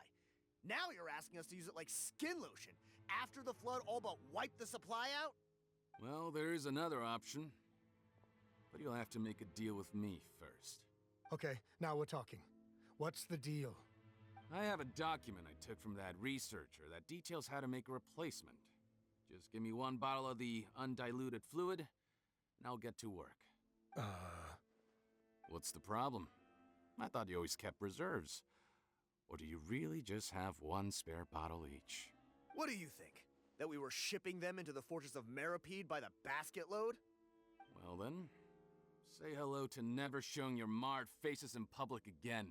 Ugh, I've heard enough! Get him! Let's see if that document even exists! Freeze! Marshal Say Phantom!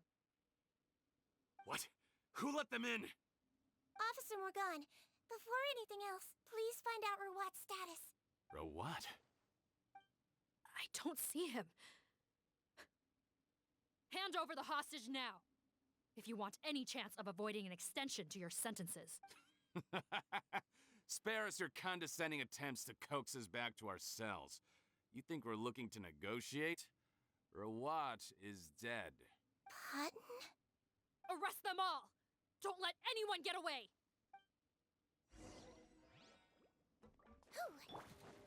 Shower me with... Everyone hold hands. He might feel a little prick. Don't slip and hold still. Hey. Hold that pose. Everyone hold hands. Yeah. Time to shine. I see everything. Breaking news. Calm down. Don't be nervous. Just relax. Yeah. Hey. Yoo-hoo. Yeah. Let the show begin. Hold still. I swear it's for medical research.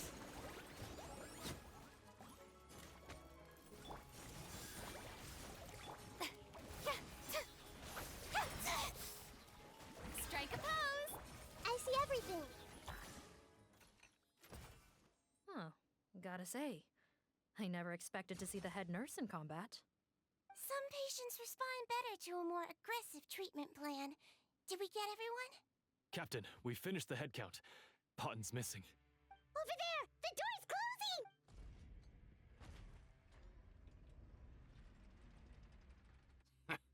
One group trying to arrest me, another trying to hunt me down. Good. I gotta kill two birds with one stone. How did he get up there? There must be a secret passage somewhere. Find it! Don't waste your energy. I already sealed it off. How naive. We have more people outside. If we're not back out by the agreed time, they'll come to our rescue. Well then, you'd better hope they get here in time.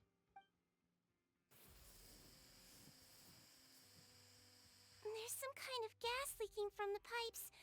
Be careful, it's poisonous. This is our distribution center, where we store the product derived from our source solution. We had to use special fire prevention methods to prevent contamination. The pipe network here was designed to emit a gas for firefighting.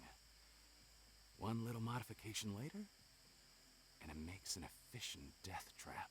Why would you do this? Your partners are here too. Oh, please. If they can't supply what I need, they're of no further use to me. Besides, I can't have them exposing my potential whereabouts. He's a maniac! Come on, we gotta find a way to open that door! Go ahead, struggle in vain. Once the last of you croaks, no one will ever find me again. So long! Are you sure you're ready to leave, Potton? You haven't changed your dressing today. You can't cure my face, just give up. And what if I could? Nice try. You're just trying to stall me. Don't you worry about me. I'll find a way to cure my face once I get out of here. Oh, I doubt it. After all, Fontanians can no longer dissolve in primordial seawater. What the... How did you... The key component of the face-changing potion is the fluid left behind by dissolved Fontanians. It might look like ordinary water, but it has some unique elements in it. Before the flood, all Fontanians were oceanids, physiologically speaking. A potion made from that fluid could dissolve and reconstruct the face of a Fontanian in much the same way as hydroidolins change form. Theoretically, it could give someone any appearance they wished. But since the flood, Fontanians have become true humans. They can no longer provide the source material for this potion, nor reap its benefits. Are you saying this potion is made from Fontanians dissolved with primordial seawater? Then their crimes are far worse than I thought. How could you know all of this? No, wait. Of course! Well. So that's why you have a human appearance. It also means that I have a formula you're unaware of. The air's getting thicker. It's getting hard to breathe.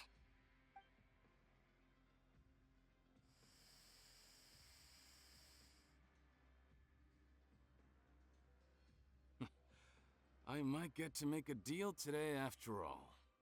Alright, keep talking. How do you intend to give me the formula? Oh, it's not a formula, but a finished product. I have a bottle of it right here. What? When I tried Rawat's skincare product, I noticed it had a certain special component in it. So I had my friends gather some other ingredients for me, and sure enough, a little experimenting later, I'd produced the potion. I'm guessing his skincare lotion contains the fruits of your joint research? Huh. Impressive guesswork. Yeah, we were a supplier for some of the raw ingredients. But it only contains a tiny amount of the active ingredient. The effect is minuscule compared to the undiluted fluid.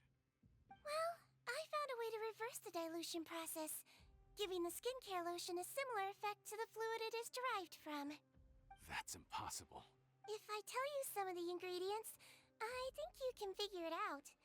First, you need to combine tainted hydrophantasm tissue with transoceanic pearls at a ratio of around 3 to 7. Tainted hydrophantasms and transoceanic pearls. I see. Can't believe I never thought of that. So, can we make a deal? Sounds good to me. There's a delivery pipeline beneath this window. Drop the potion in, and and I'll release you all.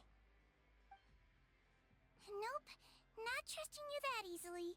You're like those naughty kids who try to hide their illness. Open the sluice gate first, then I'll hand you the potion. Even if you're not bluffing, your potion won't cure my face permanently. You really think you have any leverage here? I'm not closing the valve this time. Clock's ticking. Fine, then I'll just stand here with the potion in my hand. And when I faint from the poison, I'll drop it and it'll be destroyed. No.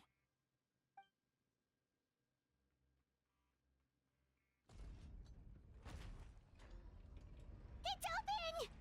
Disable that sluice gate! Jam it! Don't let it close again! That's more like it. In that case, a promise is a promise. Head nurse, there's too much poison gas in here. We have to leave, now!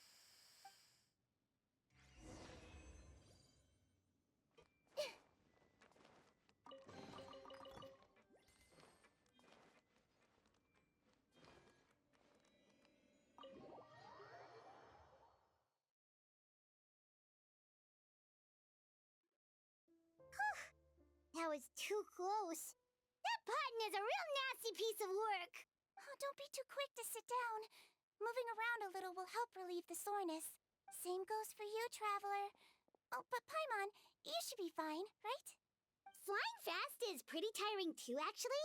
Anyway, that's not important right now. Paimon's still shocked to learn that there's a whole criminal operation going on behind that skincare lotion. Shame I ended up giving the improved version to Potten after finally making it for you. I'll make you some more, I promise. No, please don't. Paimon doesn't want to use that stuff anymore. Still, it was a pretty good job that Paimon wanted to buy some in the first place, huh? It ended up saving everyone's lives. That's gotta count for something. Yeah, Paimon was just kidding. Head nurse, I've done a final head count of our team and the criminals. Everyone's here and doing fine. We're ready to escort the fugitives back to the fortress of Meripede. It's a shame that we didn't find Rawat. At this point, I'm afraid he's probably deceased. What a horrible bunch. Especially that Potten guy. If he hadn't made good on that deal, we'd all be dead because of it. No, we wouldn't. I always keep a whole bunch of antidotes on me for emergencies. And one of them neutralizes that poison gas. We'd have been fine, even if you hadn't opened the gate. What? Then why did you give him the potion? If this is true, I must concur. Sorry to be blunt, but I think you made a bad decision by handing him that bottle.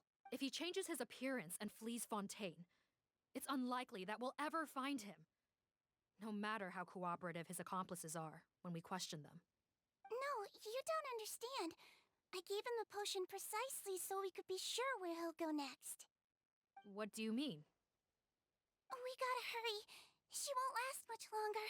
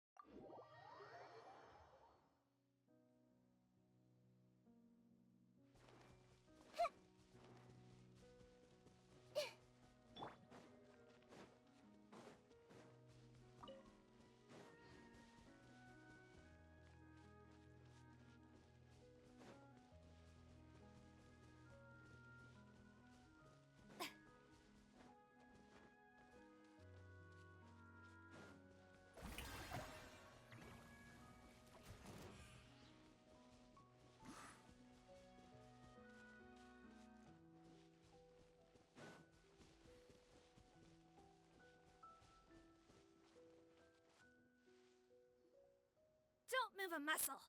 I might be short, but I pack a mean punch. Captain, you're just in time. While I was lying in wait, I spotted this crook snooping around, trying to find a way in. So I detained him. Whoa. His face. Are you... Potten? So this is where you were heading, huh? What? This is how Potten looked before his face was marred. His current appearance matches the mugshot on his arrest warrant. I see. Wait, so what's going on? Wasn't the whole point of the potion to disguise himself and escape Fontaine? Why would he change back to his original face and run right into our trap? Enough of this nonsense. Let me in. You better pipe down. There's an old lady in there who's very sick. No way are we letting a crook like you inside. To heck with it. Listen to me. I'm Rawat. That's my mother in there. He's gotta be lying, right? Rawat was a victim in all this. He was forced into it against his will. How can he and this monster be the same person? Forced against his will? That's the funniest thing I've heard all day. Heck, when I was being coerced, everyone thought I was colluding of my own free will. And then when I actually became a criminal in my own right, you all suddenly thought I must be under duress.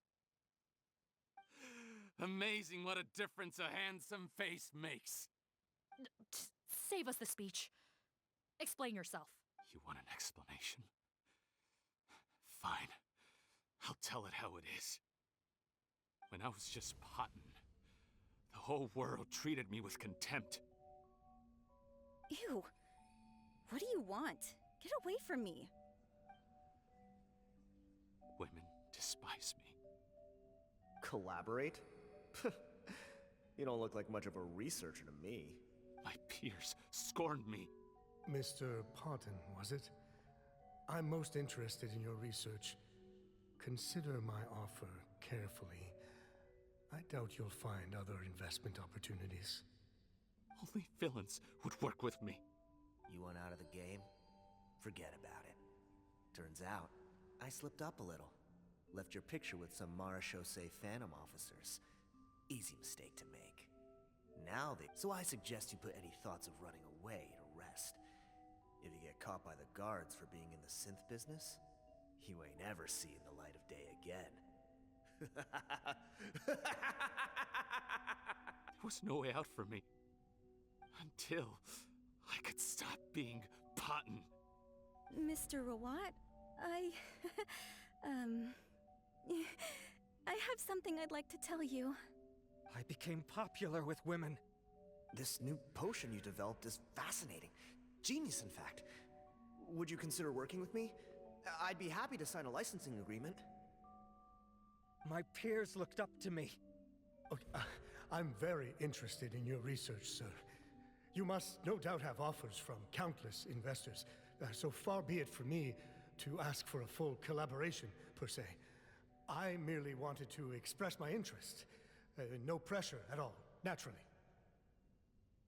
And the villains even began to fear me. Becoming Rawat showed me what a superficial world we live in. But I did not hold a grudge. After all, this superficiality could be made to work in my favor. Or so I thought. But alas, the world seemed bent on finding a reason to make me despise it. Mother, I'm back. How are you doing? Who are you? I bought the best medicine Mora could buy, but nothing would cure her illness. In the end, I hoped she'd at least be able to see her son one last time before she passed, but when everyone else rejected me, the only person who cared about me was my mother. Then, when I became a rising star in the Fontaine Research Institute, I was unrecognizable to her. I have to let her see me again. Even if it means donning my own wretched, ugly face. Well, is that enough explaining for you? Now do you understand? Let me inside already! Have you ever considered if you'll even be able to look your mother in the eyes after what you've done? You found a way to completely change your identity. You could easily have escaped from them. But no, you chose to keep working with them.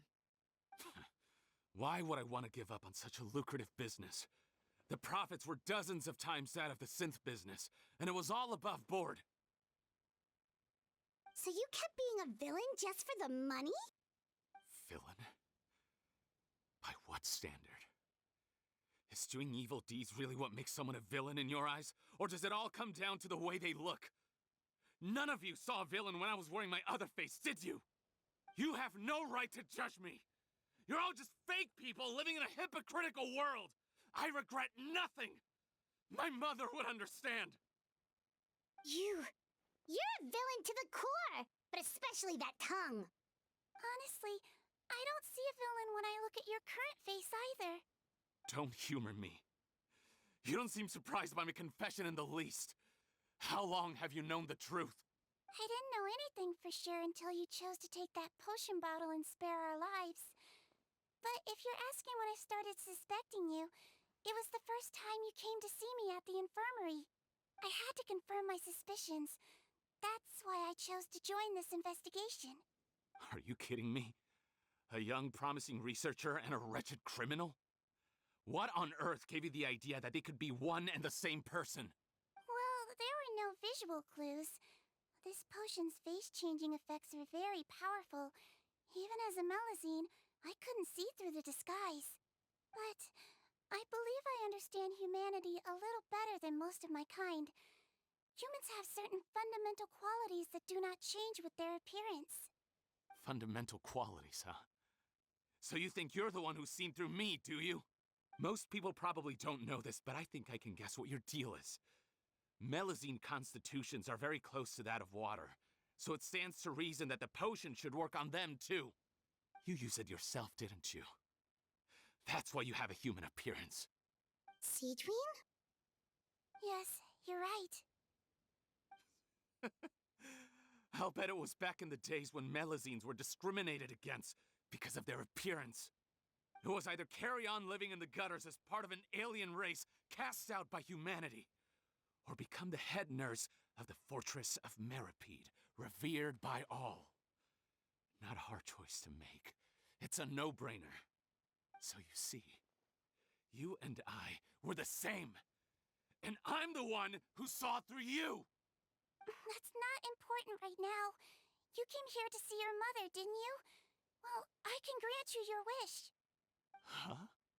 Head nurse, I'm not sure that's a good idea in his current state. Don't worry. Back in the warehouse when I traded the potion for our lives, I was doing it to test him. He was willing to risk sacrificing his only chance of escaping capture by opening the gate in exchange for the potion. Also, he could see his mother again. If nothing else, his concern for his mother is genuine. I see. So before you arrest him, please allow him to see his mother one last time. The Traveler and I will accompany him. You have nothing to worry about. All right. I understand.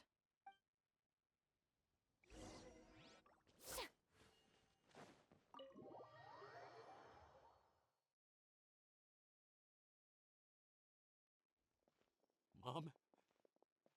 It's me, Potton, your son. You recognize me now, don't you? Mom, what's wrong? I'm sorry, but I have some bad news. I examined your mother last time we were here, and it appears that due to her prolonged fever, she's lost her eyesight. What? Your appearance no longer has any bearing on her ability to recognize you. But there are always other ways to remind our loved ones who we are. Wouldn't you say? No, it can't be. Please, Mom, open your eyes. It's me, your son, Potton. If you really can't see my face, then here, take my hand. Tell me you feel your son's hand. I've done so much to get to this point. Please, you have to recognize me.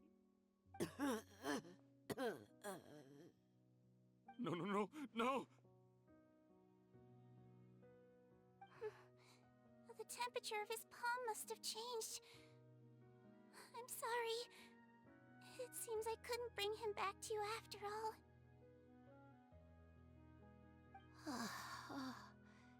It's you. Thank you. Of course. Mom, why Why will you answer her and not me? Why? Why? No more questions, Potton. She's gone. Mom? Mom? I'm sorry to say this, Potton, but you and I are not the same.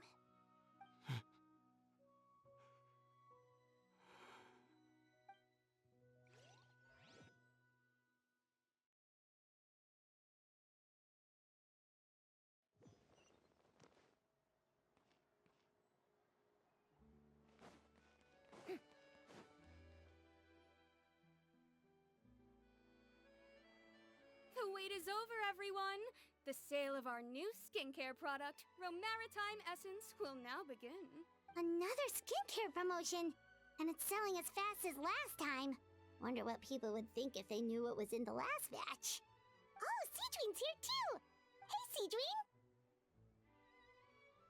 Oh, Traveler Paimon, hello! Oh, I hope you two got a good rest yesterday after all your hard work. Of course! Nurse's orders, right? Anyway, are you here to take notes for your next article? Actually, I'm mostly here to help Officer Morgan wrap up yesterday's case. Ah, that reminds Paimon. That stuff sold like crazy, didn't it? Is it gonna cause huge problems?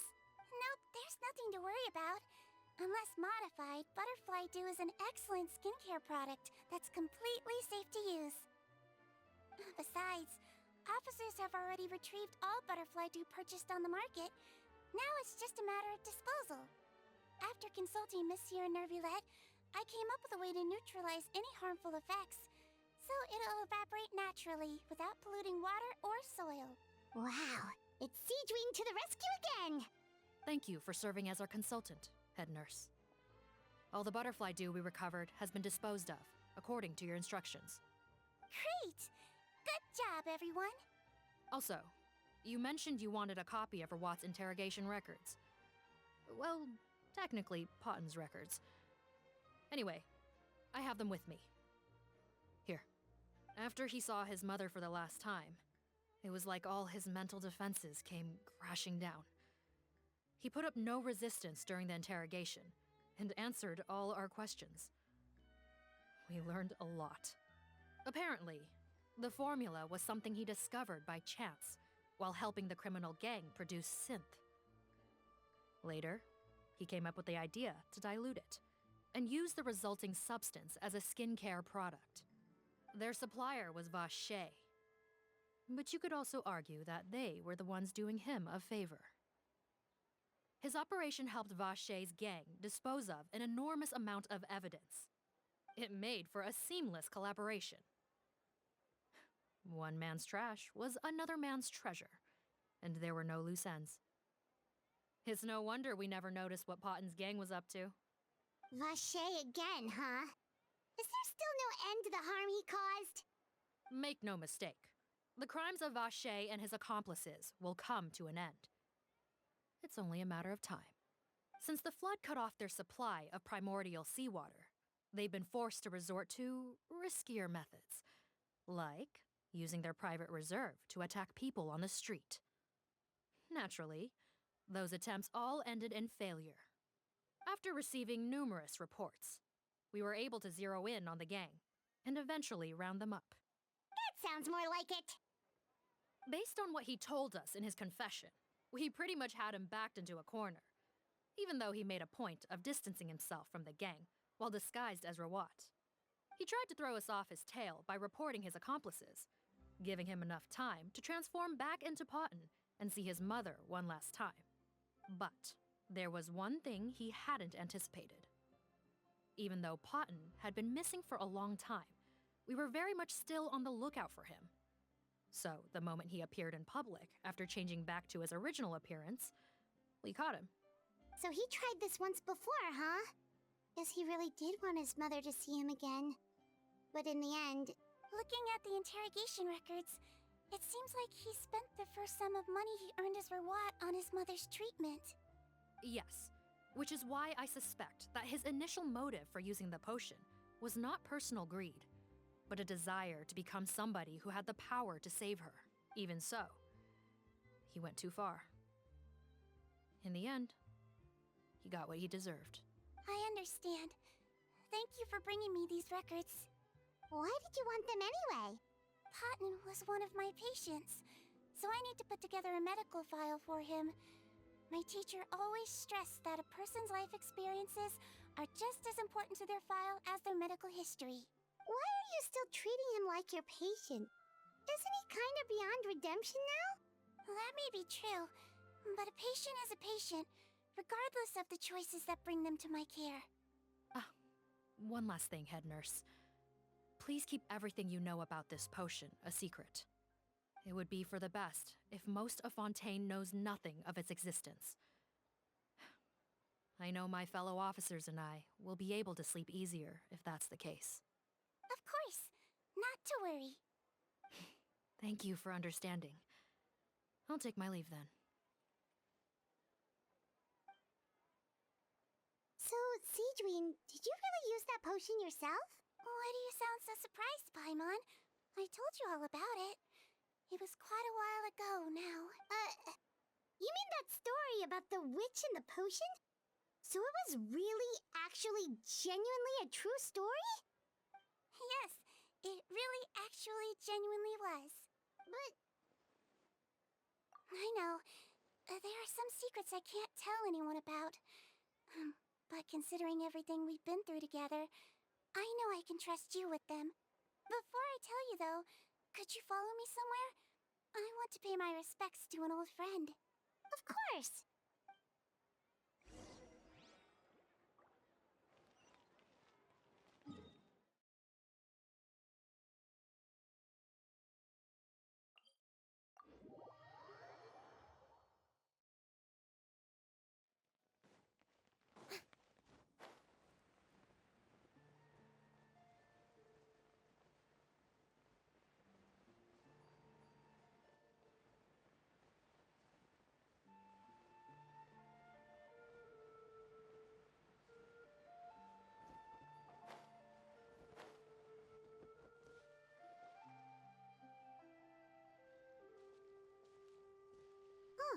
Nervalette and Risley, they're here too!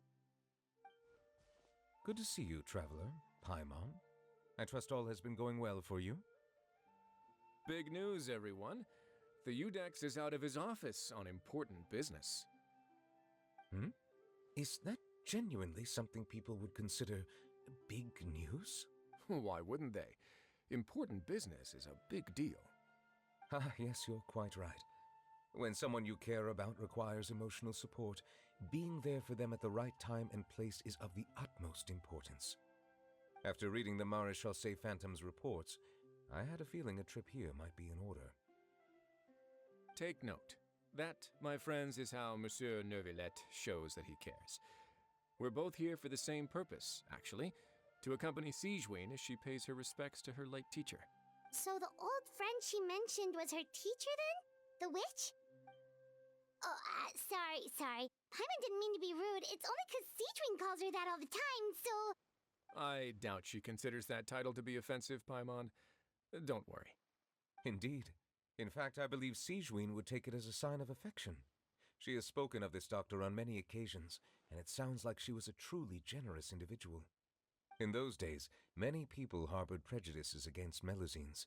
She was the only teacher willing to take Sigewinne on as a student. Wow.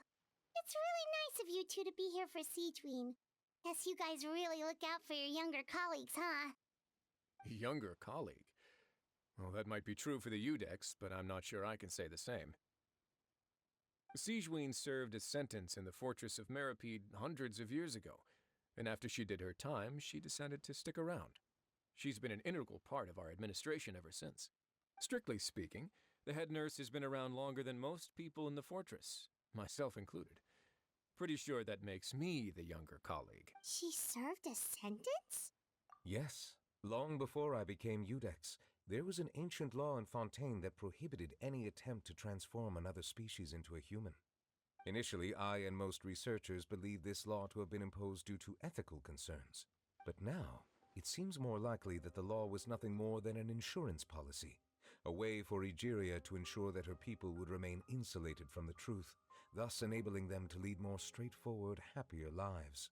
Ignorance is bliss, as they say.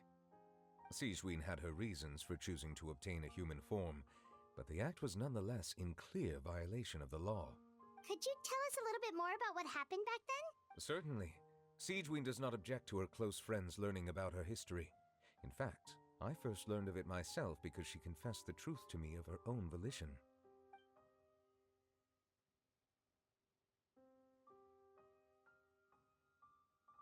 Even with their daughter so ill, they kicked you out? Stubborn as always. And prejudice isn't a disease I can cure either. Shame that I don't have the energy to get over there. You're laughable, you old witch. You want to save everyone in Fontaine, but you can't even save the patient before you. Master, what are you? I discovered a strange disease, one I suspect that every Fontainian suffers from. But without witnesses or proof, no one will believe me. I had no choice but to experiment on myself to find a cure, but I hit a wall. And as you can see, it took a wretched toll on me. Then I'll find a cure for you. Then you can go cure her. There's no need. I am beyond saving now. There's nothing you can do. But... As I said before, a doctor's duty is to treat whatever ailments they can. I know. But they don't trust me at all. That girl. She's your first ever patient, isn't she? Tell me, what cost are you willing to bear to see her cured? I'll do whatever it takes. Even if it means breaking the law and being punished for it? As long as I don't hurt anyone. Yes.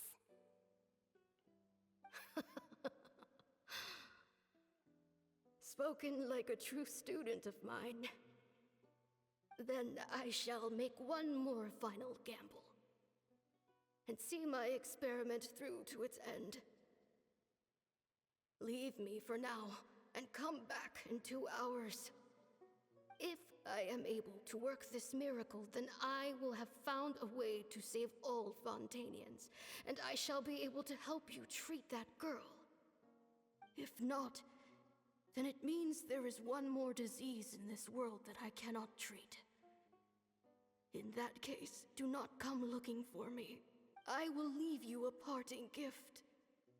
An accidental discovery happened upon through my study of this strange disease. It has little use, but it will at least help you cure this one patient you can reach.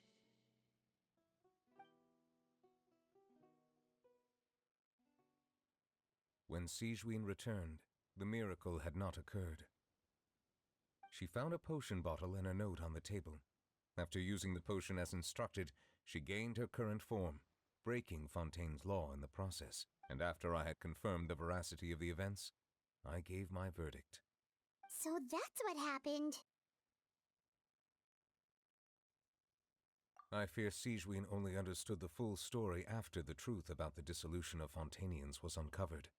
When I reflected on all this with that knowledge in hand, I felt a deep sense of regret.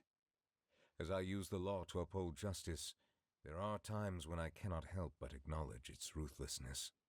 After the final details of the events surrounding Sigewinne's transformation came to light, I checked several sources and, thankfully, the legal code does not require Sigewinne to shoulder any additional punishment. Wonder how she feels about all this. Since she invited you here, I imagine she intends to speak of these matters with you, no?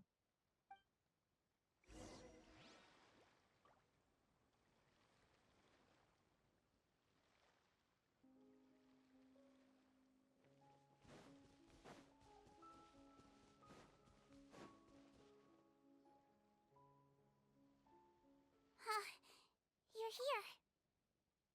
The old friend I mentioned was my teacher. When she passed, Her body was nowhere to be found. All that's left of her is an empty tomb. And even that's deep underwater now. Sigewinne, the witch who gave you the magic potion, she was your teacher, wasn't she? Sounds like Monsieur Neuvillette filled you in. After learning the truth, it must have been hard to process, huh? Well, to be honest, after I realized what really happened that night, my first thought was that it kind of made sense. It seemed exactly like the sort of thing she would do. But she was planning to sacrifice herself and never told you. That's just who she was. If lying is what it took to get a kid to take their medicine, then that's what she'd do. Alright, but why did you turn yourself in? I broke the law, simple as that. My teacher made her choice, and I made mine. True. It's just, the way Paimon framed it when he was asking you all those questions, it made Paimon really mad. You're not like him at all, and everything Neuvillette said confirms that.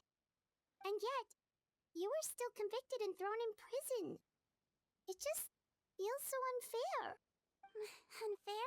I happen to think just the opposite. If I hadn't served that time, I'm not sure I would have been able to stay strong when he was questioning me. What makes you say that? I knew you'd be curious. Let me tell you a story. The verdict came down. This Melusine is guilty. The Iudex defended the authority of Fontaine law, but he did not confiscate the Melusine's medical kit.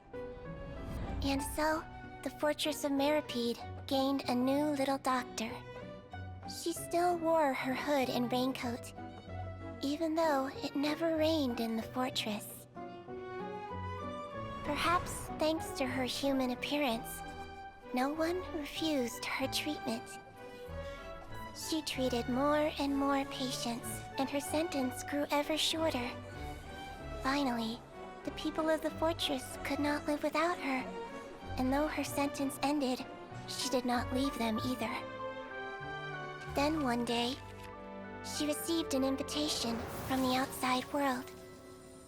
The location seemed familiar, and when she arrived, an old lady was waiting for her. She saw right through the Melusine's disguise, but didn't reveal it. Instead, she asked a question. Tell me, why do you think you gained the respect of so many people, despite being a Melusine? Because I look like a human?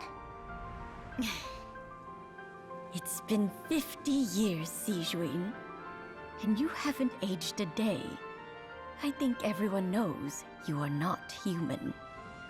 I finally found you, after all these years. I still remember, you know. It was you who saved me that night. But how? I was no longer a Melusine by then. Does it really matter if you're human or Melusine? I remember the warmth of your palm. It's quite unmistakable. And you know what? It hasn't changed one bit. You don't have to hide anymore, Sigewinne. These days, everyone wants to make friends with Melusines. And I think that it's all because of you. I'm sorry I couldn't say this until now, but thank you, Dr. Melusine. Now that's an ending Paimon can get behind. After hearing everything Paimon said, I wanted to tell him that it didn't matter who he looked like on the outside. But it was too late. The warmth in his palm had already disappeared. I tried to treat him, but the roots of his problem had nothing to do with his face. I understand. Thanks, you two. I appreciate you being here for me while I talk this through. Oh, it's nothing. Our pleasure. Oh, there's one more reason I invited you here. It's about time I finally give you what I promised. In order to restore the appearances of the face-swapping victims, the Marechaussee Phantom gave me special permission to make a few bottles of that potion. And I made one extra just for you two. We don't need it though. Shouldn't we destroy it? Well, even if you chose to destroy it, I still thought I should give it to you first. You two did so much for me. How could I break my promise? Well, fair enough, but anyway, Paimon's definitely not interested in this stuff anymore. Still, if this is the very last bottle in all of Teyvat, getting rid of it would feel like kind of a waste. Maybe we can give it a special meaning somehow. Oh, Paimon's got it! Melusine physiology wasn't affected by the Great Flood, right? So that means the potion should have a permanent effect on you. In that case, what do you say, Sigewinne? Ever thought about transforming back to the way you used to look? After all, from a Melusine point of view, Paimon bets Melusines look the cutest of all. Paimon, after everything, do you really think it matters whether I'm Melusine or a human? Well, what was Paimon thinking? You made up your mind a long time ago. Yeah, let's just destroy this thing. Leave it to me.